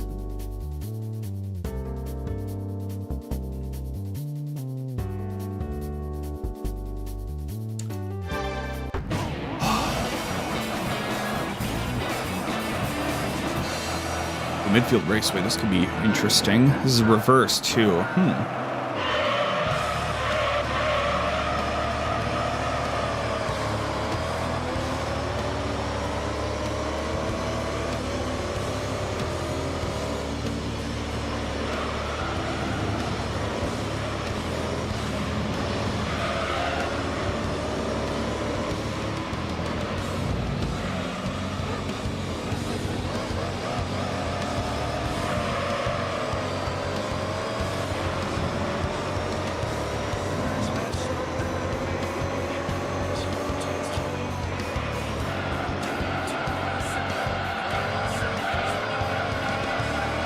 Oh, brother. Warm up my tires, please. Please, I beg you.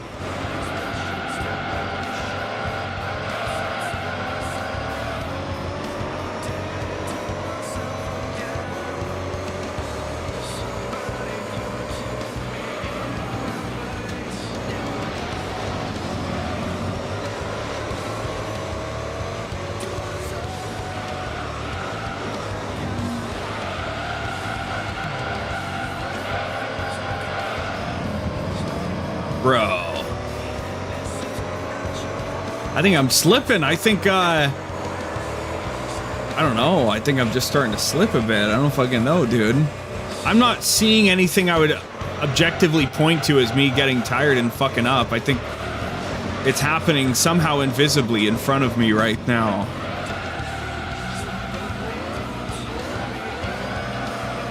I don't understand. Maybe the tracks just get harder. Maybe, like, the AI just kicks up a notch? I don't know. Maybe deliberately the earlier tracks are easier. That'd be fucked up, wouldn't it?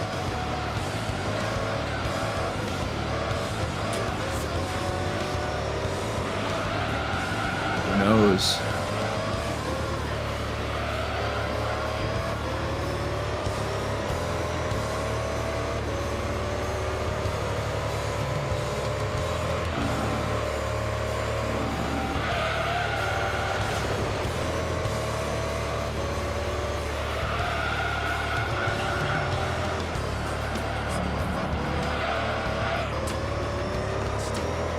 Straightaway once again. Get on the fucking road. Thank you.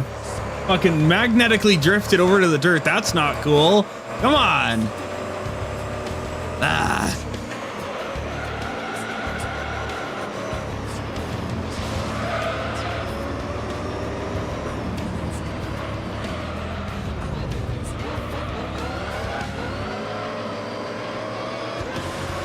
This damn realism is ruining my racing game. God damn it. I think this is why I've always strayed away from doing this in my personal time, because I knew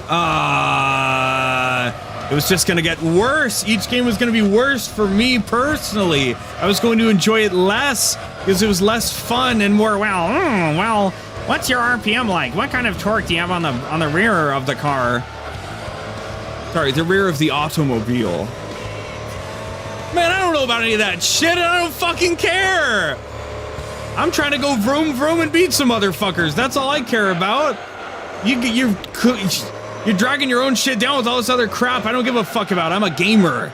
I don't care about cars. I care about video games. We'll be lucky to pull like a 3rd or 4th place out of this shit, dude.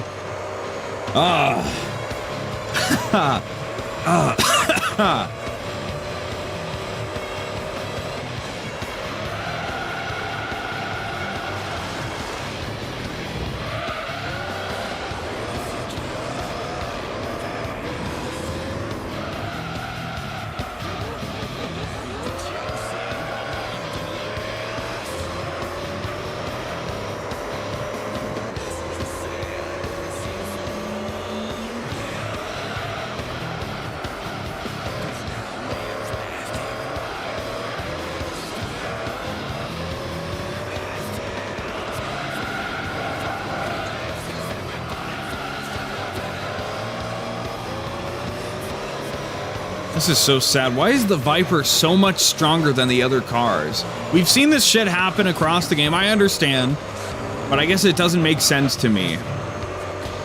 Oh, that might be our Lord and Savior right there. The dastardly Viper pit in on lap 5.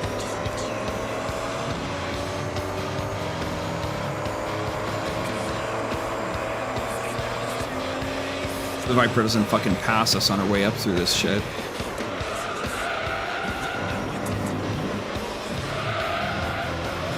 I'll read that when I can. I don't think I can though right now. I gotta lock in.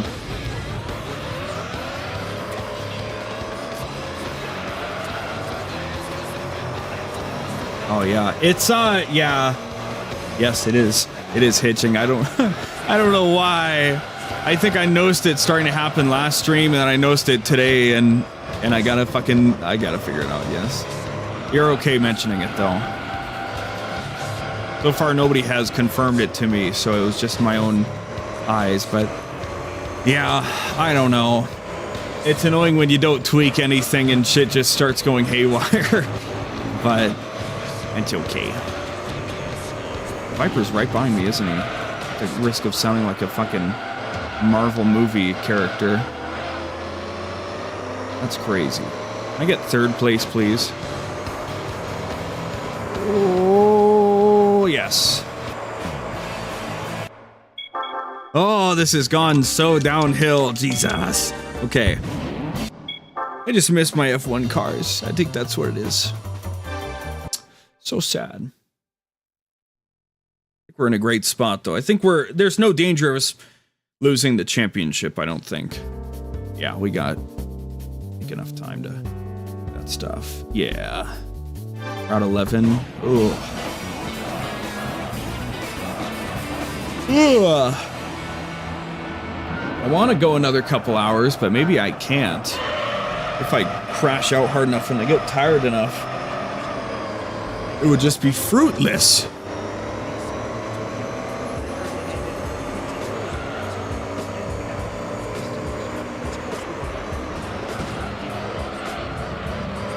Maybe the key is I need to try and get closer to the Viper earlier into the race and not let the gap become considerable.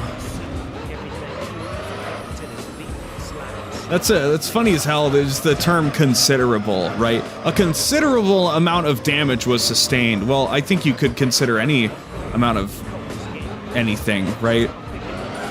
Isn't all amounts considerable?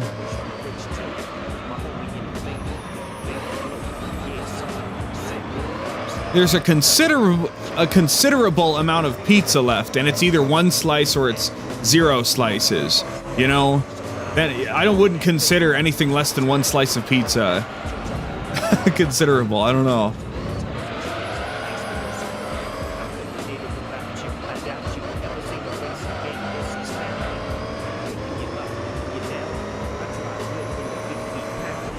Where's this Viper passing past us? Maybe if I get lucky, when I rerun these races, we'll just get a pull where we don't get any Vipers, and we'll just be like, yep, that'll do it quite nicely. Maybe that's what we'll do when we rerun these. And we can do them with the Zonda, no problem.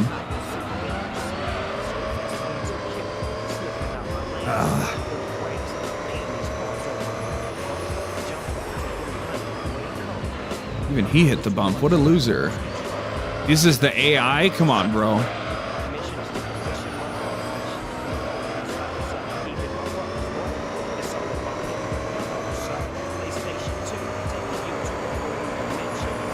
Yes, I apologize about the stream's performance. Once I started it up, I was like, man, it's too late now, and I didn't want to just kill it to try to figure it out.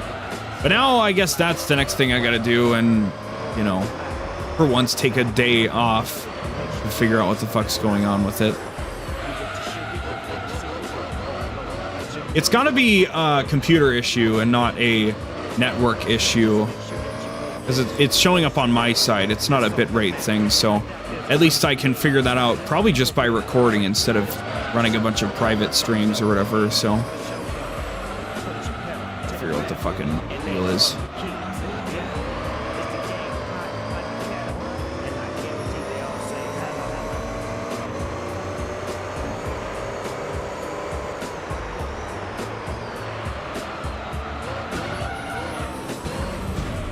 The game itself isn't stuttering, so it's clearly on OBS's behalf. It's not like the good old Doom the Dark Ages issue where I just had to put up with one stream where the game was like 50 FPS because of my own dumbassery with TikTok effects. You know, yeah.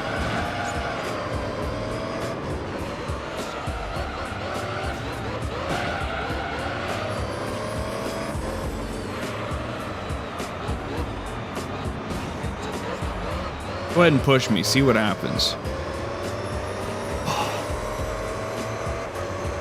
How was the new Doom game? It was great. Another great Doom game. I think I like Eternal the most still, but it was really good.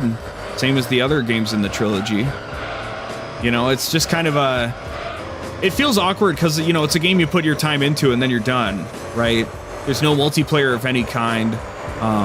So it's just a nice little single player thing to chew through, and I had a great time with it. It had some really cool story moments. Well, I guess, yeah, at least two really cool story moments. So that was awesome. Obviously, Doom's story is really unimportant, but you know, it's cool that they at least did some things that even I could enjoy as somebody who's very uninterested in the modern Doom lore.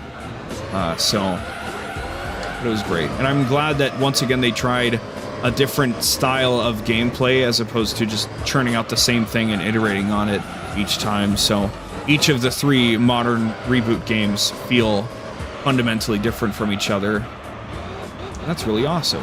It'd be so easy to just churn out the same shit, right? But I was getting like 100 FPS, maybe 110 FPS most of the time, and then when I turned on this TikTok effect that was, instead of being a blur, it was constantly trying to find the focus of the camera and then blur stuff around it. It totally gutted my frame rate down to like 50, and it would like be choppy and like 30 and 40 at different places, and it just became awful. And I was mad for like an hour and a half until I'm like, well, this is the only thing I changed, and when I flicked it off, I realized that it now ran just fine again. Because I guess instead of it being a blur, it would be cool to put a blurred version of the game behind it in like the portrait layout. It actually ended up fucking, like I said, how it worked was actively trying to find the focus of every frame of Doom gameplay and trying to blur everything else around that. And it's like, well, good fucking luck with that, you know? No wonder it was running such hell on my graphics card trying to do that. The Viper pitting at lap 4 is really not that interesting because it has enough time to catch back up, so it's not that worthy of celebration. It's kind of funny for now, but I'm scared that it will catch up to us, so. As long as we turn in a good enough performance to win, that's all that really matters. The championship, that's all that really matters. Looking a little sketchy now, isn't it? What happened to us being able to, like, get past all the other cars? Is maybe because our oil is going bad over the course of all these races, and maybe the AI car's oil doesn't ever change. It's always at max or something. That's a probably pretty valid guess. Maybe my car's just performing shittier than it used to, right? Because I used to put great distance between me and the other cars, and I'd basically catch up to the Viper, no problem, but the oil's been getting worse as we go through the championship, and unfortunately you can't change your oil mid-championship, which is probably more of an oversight than anything. There's no way that could be an intentional problem, since your tires obviously change every race, so at the bare minimum. But you can't even do a pit to change your oil, so.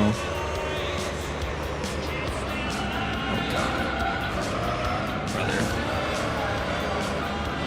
What if this guy pits though? That'd be pretty funny, wouldn't it?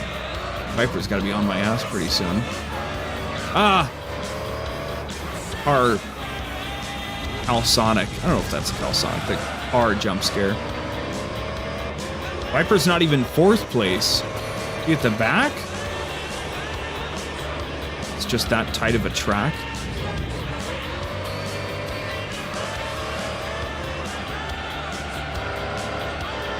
He's not gonna pit. Okay, that's fine. Surprised no other car has pitted this entire championship other than the Viper. That's interesting. That's just how the Viper is built in this game. It's AI. There's one car in Gran Turismo 2 that, like, in a specific championship will pit after the first lap or something, so.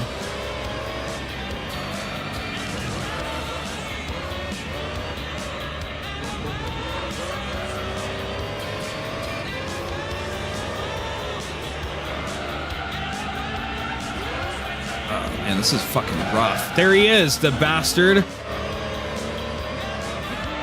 Oh shit, this is where it happens, dude.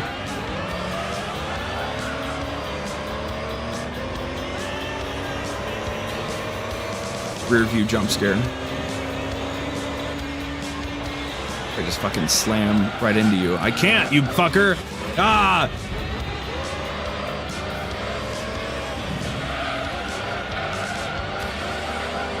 That's him passing the other car, okay. Ah, we'll win the championship just fucking fine, you know, just fucking fine. Out of the way, pipsqueak.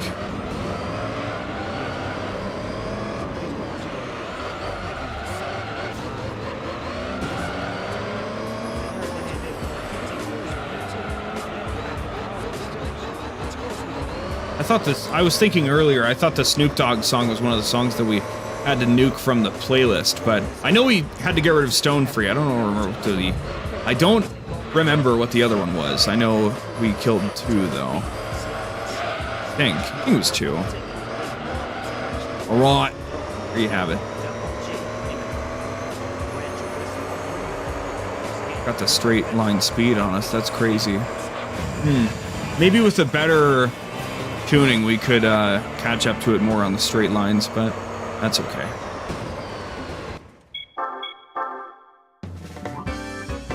It's been a wacky championship, boys, and now we get to fucking run the roulette.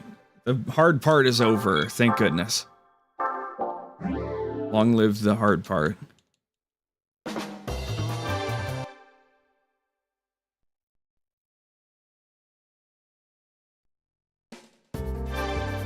Wow, anyway.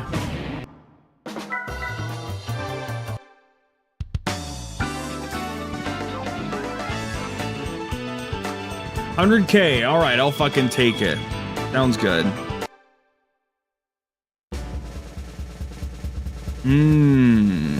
Oh, is that a Toyota 1? Or is that another Zonda? Ew, there's no fucking way that's There's no fucking way that's the car we want out of that. There's no fucking way. Yeah, okay, anyway.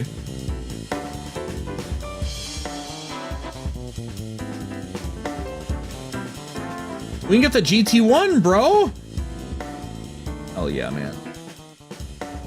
There's also the Nissan C-West Razzo Silvia JGTC 01. Not that crazy about that car. But a Toyota GT1 would be pretty fucking cool. I don't know.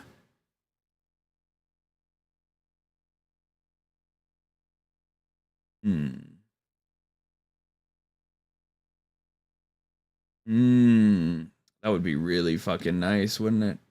608, 600 brake horsepower. Yes, please.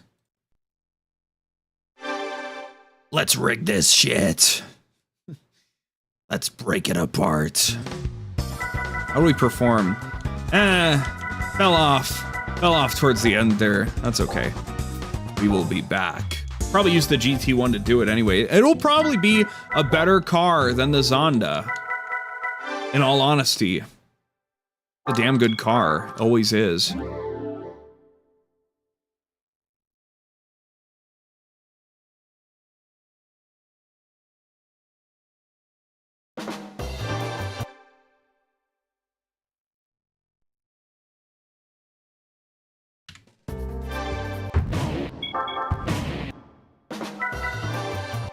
Oh, this is something we could do with a regular game as well, so I don't mind doing it. This is not a emulator thing. This is just playing the game, you know? Called being efficient. It's being a smart boy.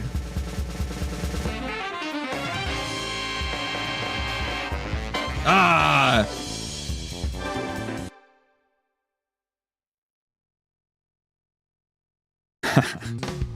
Damn it.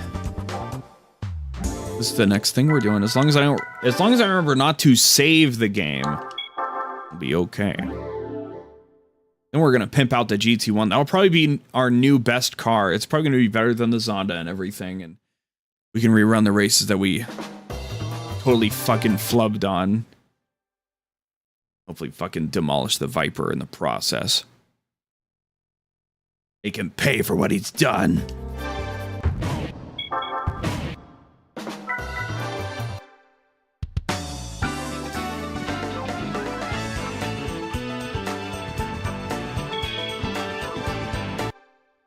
Beep, beep, beep, beep, beep. Come on, come on, give me the right car. The car on the right car. Ah!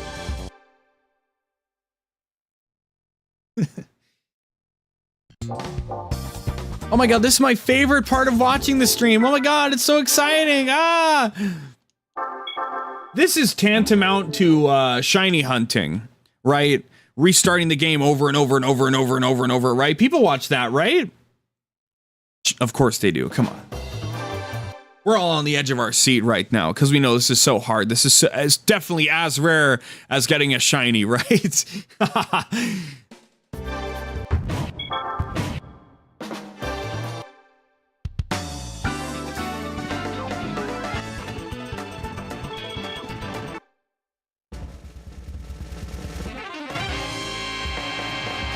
Yes! Yes! Yes! That's right.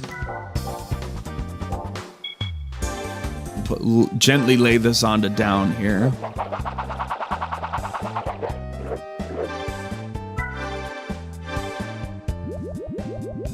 Fix that up.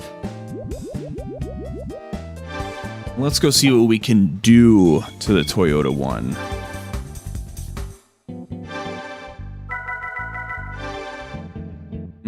600 horsepower, 550k if it's not what we want, but I'm pretty goddamn sure it will. It'll probably be really good just by itself, right? But then we gotta see what else we can do to it. It's the GT1 road car, so actually there's a thing we gotta check right now. It's a road car. Officially, it's not a race car. Officially, you know what I mean? Officially, it's not a race car. Oh my god.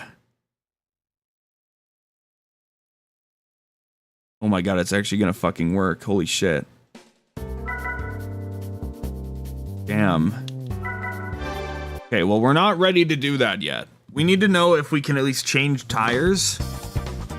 But like, let me double check the specifications and stuff.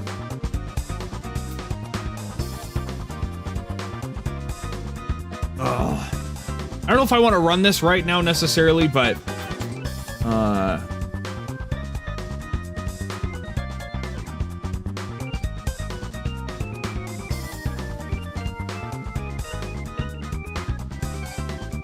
all the other cars have 276 horsepower. All the other cars have less than half of our horsepower.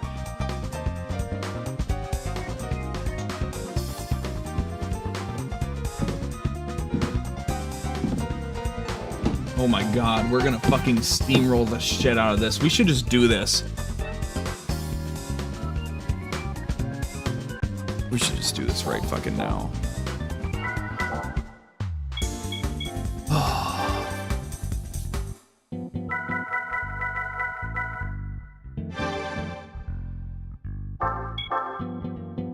Now I think all we can do is tune it and buy it tires. I don't think we can do anything else to it. Can I put funny fucking wheels on it? What would I even put on these bad boys? I feel like the default wheels are even cooler. Yeah, there's no reason to mess with those. It makes it look more generic. I like the default wheels. Those look fucking plenty good.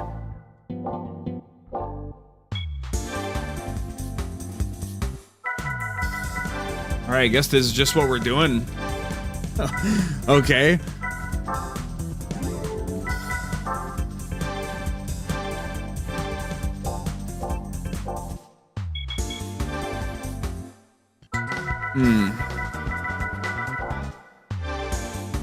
We're still ready to rock, right? Well, I don't want to click on it. It's okay.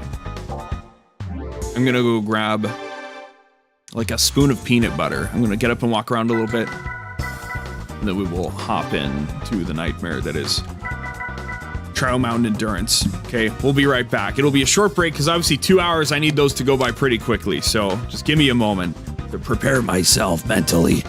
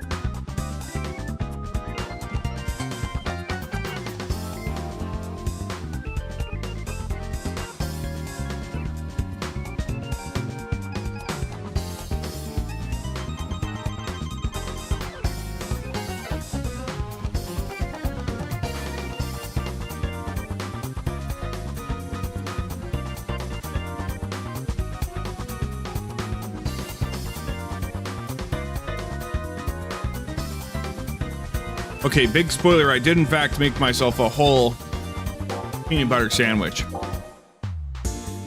So, let's double check to make sure we've changed the tires and it can still go.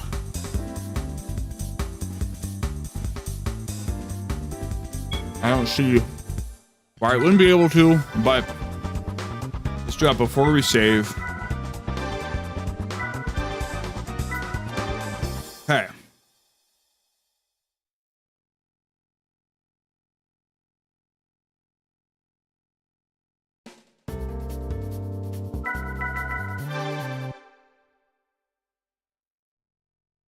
Maybe the break's gonna take just a bit longer because of that, right? But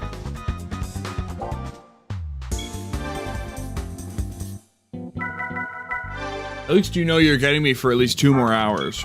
Originally, we were gonna end in an hour and 15 minutes, so.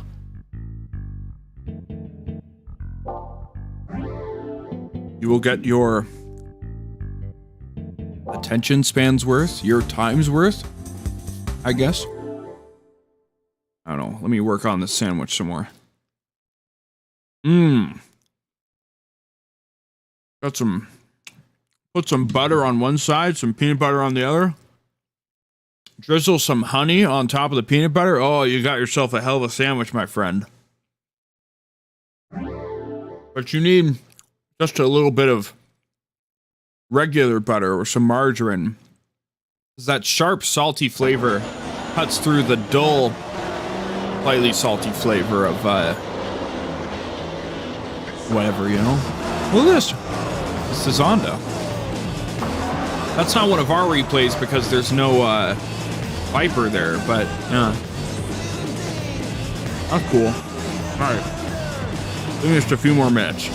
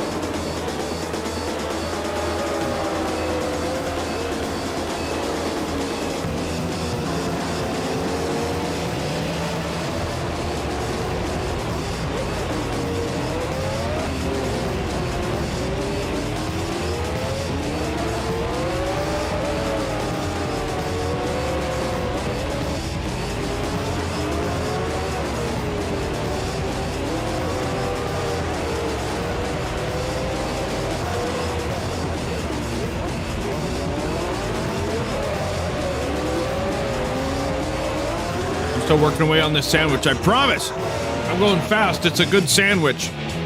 You're getting at least 2 more hours of me. I don't want to hear any complaints about the break, all right?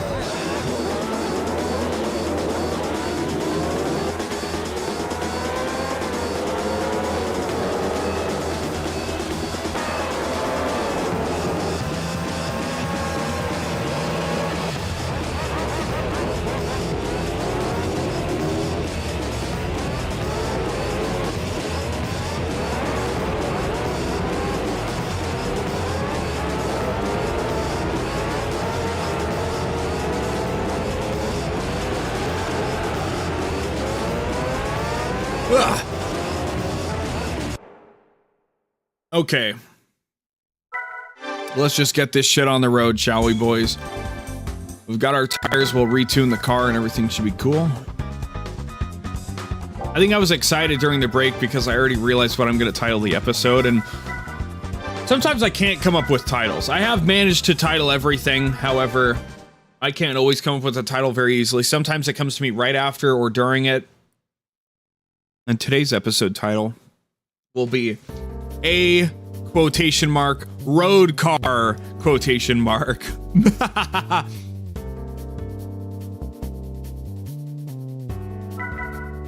Because we earned it this stream and we're gonna fucking use it this stream, that's for goddamn sure. Oh, I can't even do these because I don't have them unlocked. Okay, that's fair. Again, I want to stress this, folks.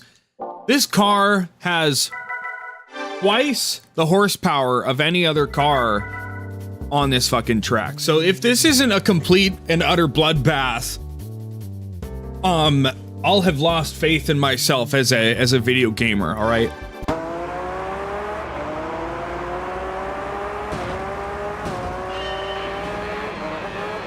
Let me put this thing back on. So, it's a 2-hour race. All right, let your timers begin, okay? All I have to do is be in first place when the 2 hours end, okay?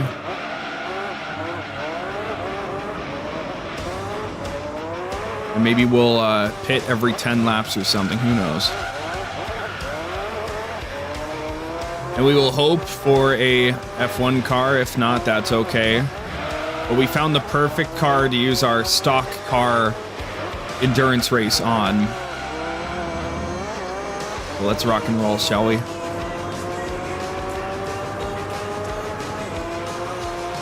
I'm not feeling as tired as I was half an hour ago. That's good. It's probably going to creep back in, but I don't even have to cross the finish line properly, right? As long as I stay ahead of all of these goobers, it's free. It's free as hell.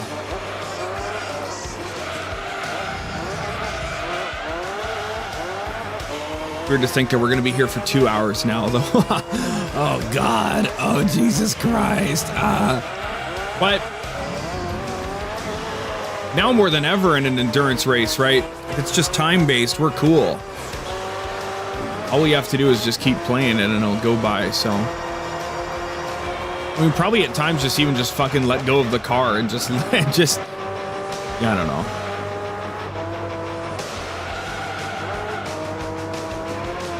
I almost want to try playing it in like speed up mode, but I don't know, that would kind of cheapen things, wouldn't it? If we lap everybody, it would be really funny to just let the time roll. I don't know.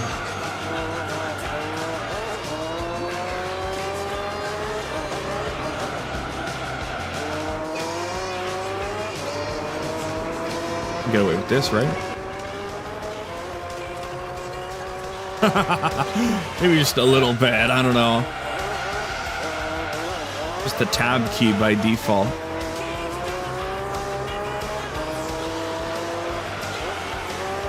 Imagine tuning into the stream now and being like, well, I see the lap count, but like, how many laps do you need to do? Oh, this race isn't determined by laps.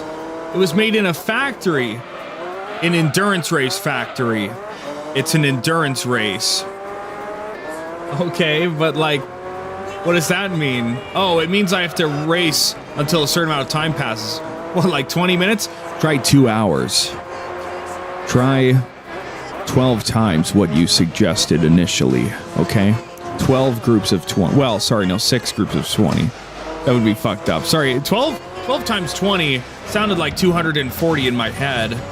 But we only need 120, sorry. It was right, I just had the wrong initial number to go off of. I don't need to aim for 240, I need to aim for 120. My bad, sorry. But the joke remains the same. And we're probably going to B-spec the shit out of the endurance races in 4, completely without any regret whatsoever. I'm just being honest. We're probably going to do that. Because it's a way to play the game. I have no fear in my heart for like, well, you didn't do it the proper way. So it's okay. And when we get to 5, I think 5's career is split so that there's all of the A-spec races, and then you can do all of those races again in B-spec mode as like a separate thing. And that's going to be a pain in the ass. That's going to be a lot of really chill, like, yeah, whatever. Go make a sandwich and walk away kind of shit. Unless it gets harder. I don't know. I imagine it's kind of easy if you just give your racer, your driver, like a pretty good car. You can probably just mop the floor with everybody, but I don't know.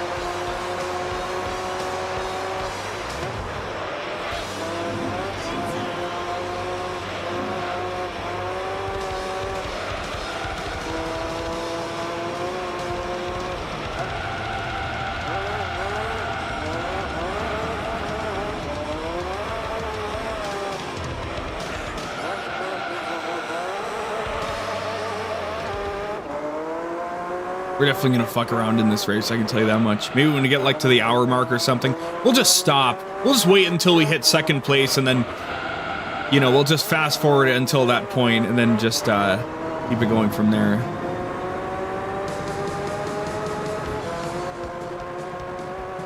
Oh god. Oh.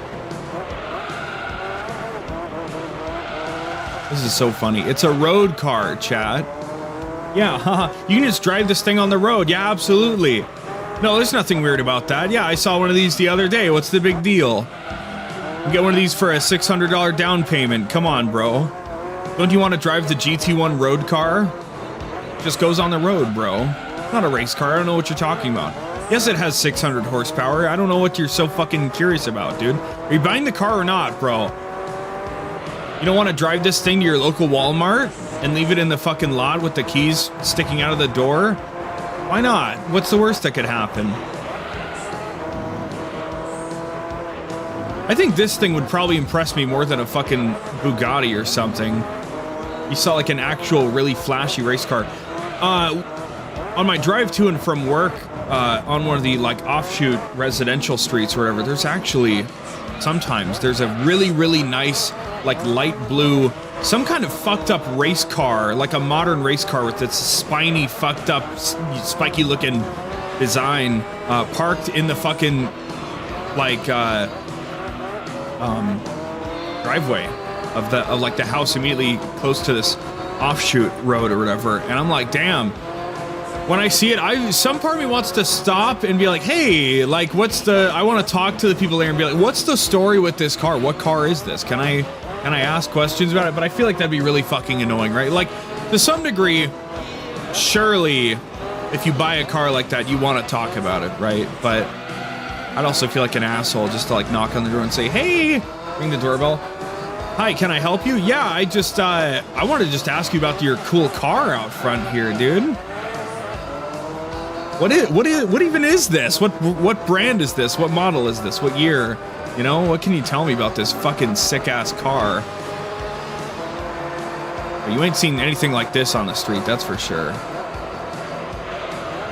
God help you if you have.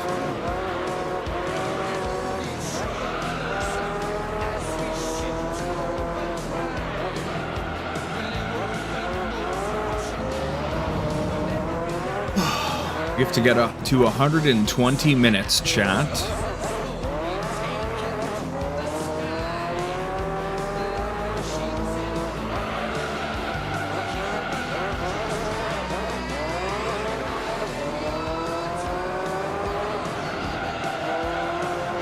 Considering this car will stomp the opposition, and I don't need to worry about laps, there will be times where I probably just put the fucking controller down and just, like, scratch myself or something, you know?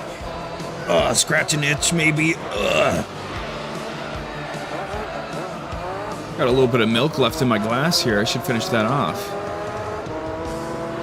don't know how long my tires are gonna last, but they're going pretty good.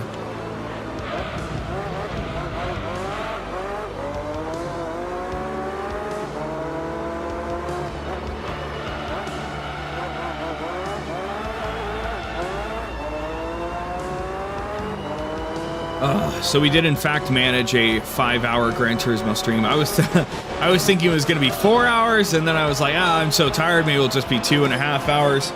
And yet here we are, we're fucking smashing this shit out right now. Because I want to unlock the ability to use this bad boy in the other races. This is a car I know kicks ass in every single fucking game, no questions asked. So the Pikes Peak is a funny GT2 meme specifically, and then it kind of falls off a bit. This guy, though, this is the real fucking deal. And it can probably get upgraded a bit, which is scary to think about.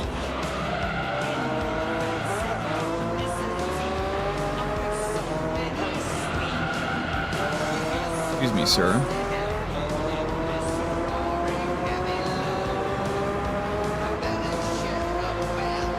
Can't even gear trick it yet, right? There's a lot of unexplored potential in this thing right now. It's doing fucking fantastic, even just for that, right? Like, even, you know, the context of the other slow cars aside, you know, we're pulling a 126. On average, we're getting, like, 1.5 minute lap times with the Zonda. So clearly, 126 has got to be pretty good, right? I don't know what the Zonda was pulling, but that'd be pretty good. I don't know.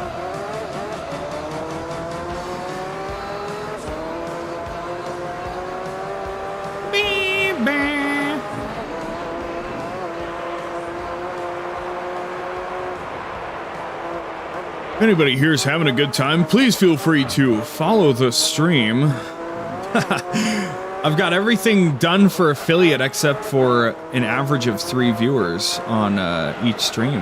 That one's still pretty far away, it would seem. However, you know, with your contribution of your lovely time, you can help some little guy on the internet build his dream of becoming the guy.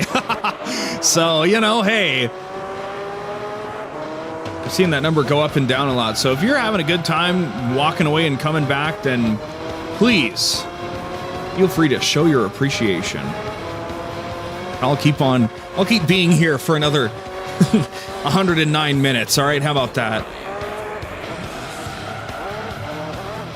So we got a shitload of money. We've got like 500K, right? And then, yeah, we got a lot of fucking money. We still need to buy a Clio. We'll need to buy an Elise, but we're doing pretty good on everything, basically.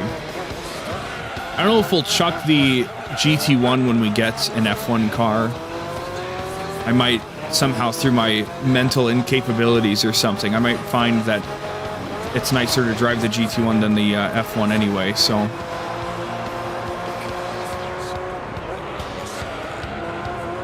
Ay. But anyway, we continue with our relatively mute approach to Gran Turismo 3 endurance race. 2 hours of Trial Mountain with a production model car. Ha ha ha! It's a road car, chat. It's a road car.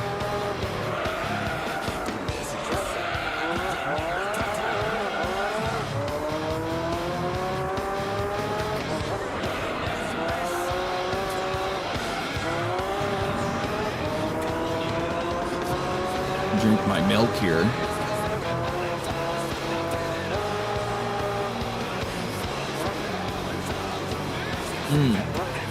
You know what's funny is we have absolutely no reason to pause the game. That'll just delay the timer, right? We're better off just like setting the controller down and walking away if we want to go do something. That guy coming up behind me is not second place by a long shot.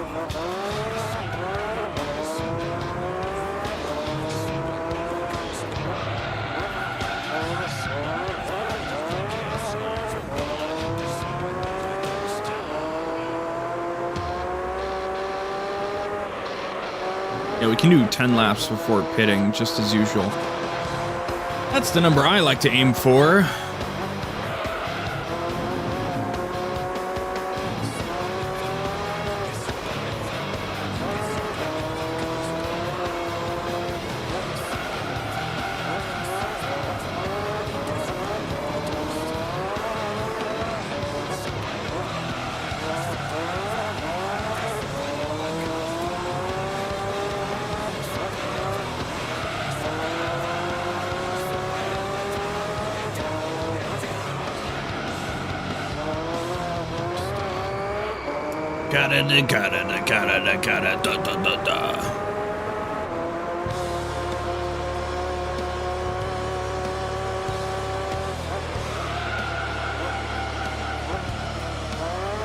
Wonder if we caught anybody in the old Twitch chat. Oh, we do. There's one Stream Boo guy. Cool. All right. Well, anyway, you know, back into the game. It's just how it's gotta be. We just scroll the fucking mouse off, you know? We're almost 1/8 done.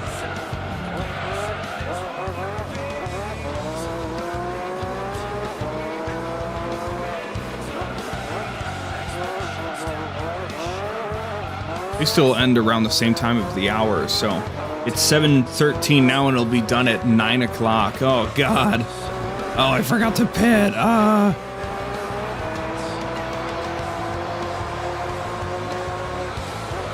think I envisioned Gran Turismo Tuesday is almost like a better platform for like Q&A or whatever, or just yapping to people. I don't know what I wanted out of this. I just wanted to play through the games. That was the key thing. And then we get into these ditches where we have to do endurance races and we're like, oh no! What do we even do? What do I even say during all of this? but the time passes all the same. Put my controller down and just fucking play on my mobile games for a little bit. When I go to pit, that's probably what I'm gonna do, just for a little bit.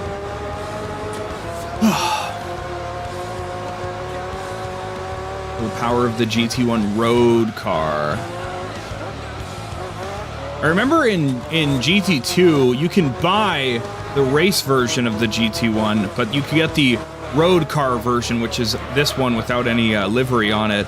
I think by golding all of the licenses, I think that's how you get that one. So I remember feeling a little bummed out that I'm like, oh, I haven't ever driven the road car variant, and now I have. So take that, world. Okay, controller's going down.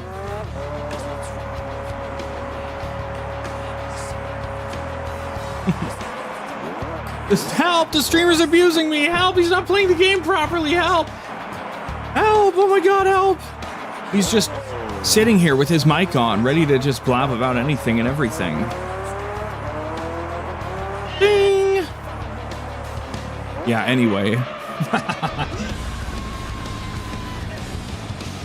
We're in no danger whatsoever. I'll spaz out when I see myself move into second place, okay? That'll be my most major concern.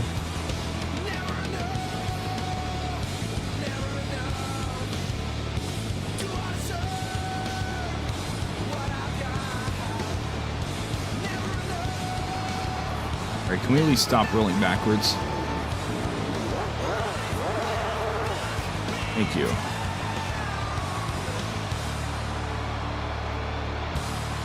What is he doing? Oh my god, he's throwing the race! Oh my god, he's gonna fucking lose so bad! Oh my god. They're gonna put the Viper on the field when he's not watching. They're gonna kill him! He's screwed. I think I'm just fine. I'm 2 minutes ahead. Let's even do this. Let's be an asshole.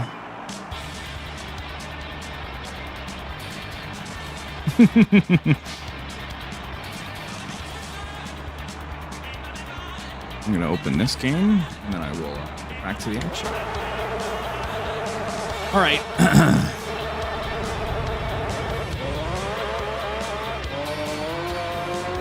Well, we could play it at like increased speed the whole time, but I wouldn't be able to drive properly like that, and I don't want to be like, oh, I'm gonna do it in speed up mode and just drive like a slob the whole time. I'm not really interested in that. So, as if he's driving any better right now, chat.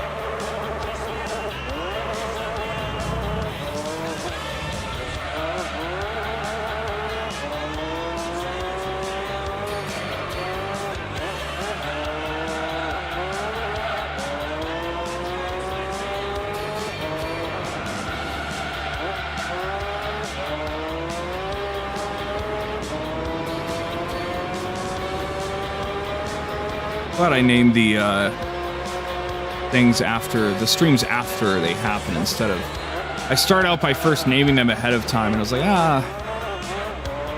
who really cares? How am I even supposed to know what happens, right? What if it's the stream where I crash out 20 minutes in permanently for the rest of the 3 or 4 hours, right? You don't know these things. You can't name it a funny title and then crash out for all of it. It doesn't work. It's just not proper. It's just not right.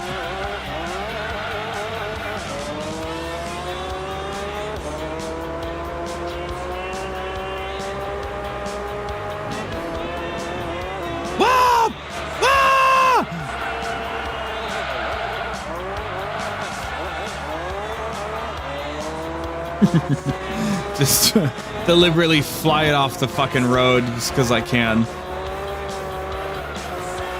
Oh, there's no damage models. There's none of that crap.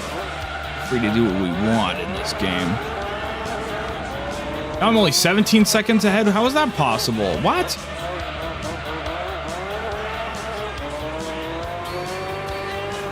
Huh? Is that just like the marker of the lap or what? I don't fucking know.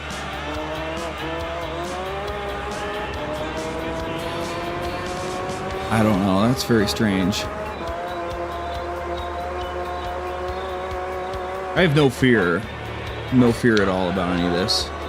I'm not so cocky that I'd be like, yeah, I bet we could just set the controller down for an hour and then come back. I don't think that'd be exciting for anybody, and it could be a funny way of doing things, but it's not. I don't think Twitch. I don't think the admins of all these different sites would appreciate that. They'd be like, what the fuck is going on here? You're just running a jukebox or what? Look, it's more advanced than you realize. More complicated than you could ever imagine.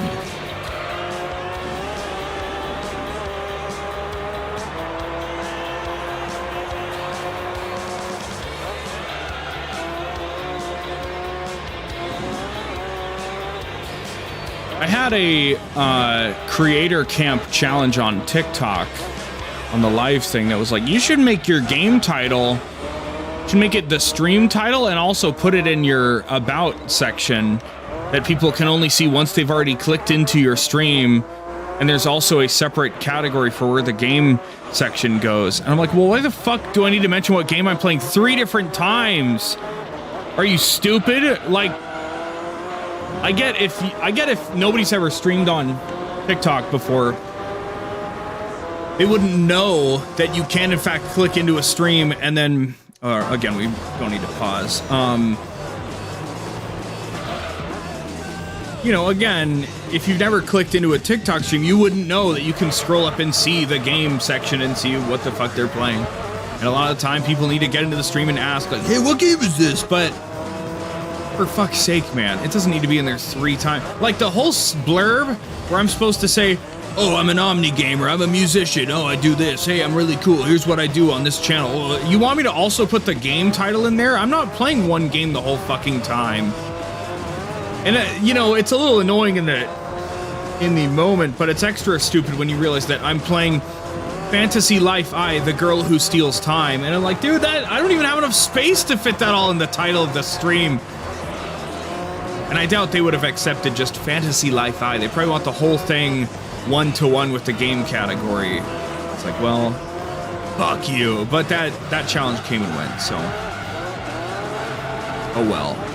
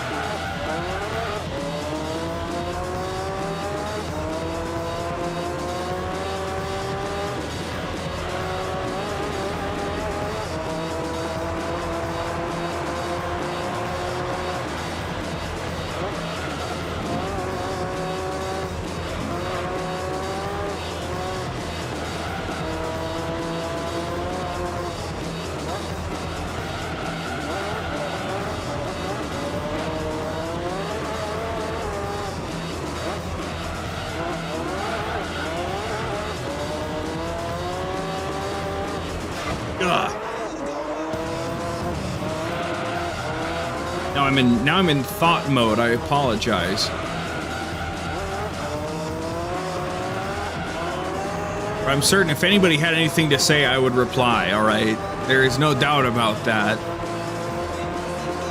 But I'm just gonna be zooming for another hour and a half.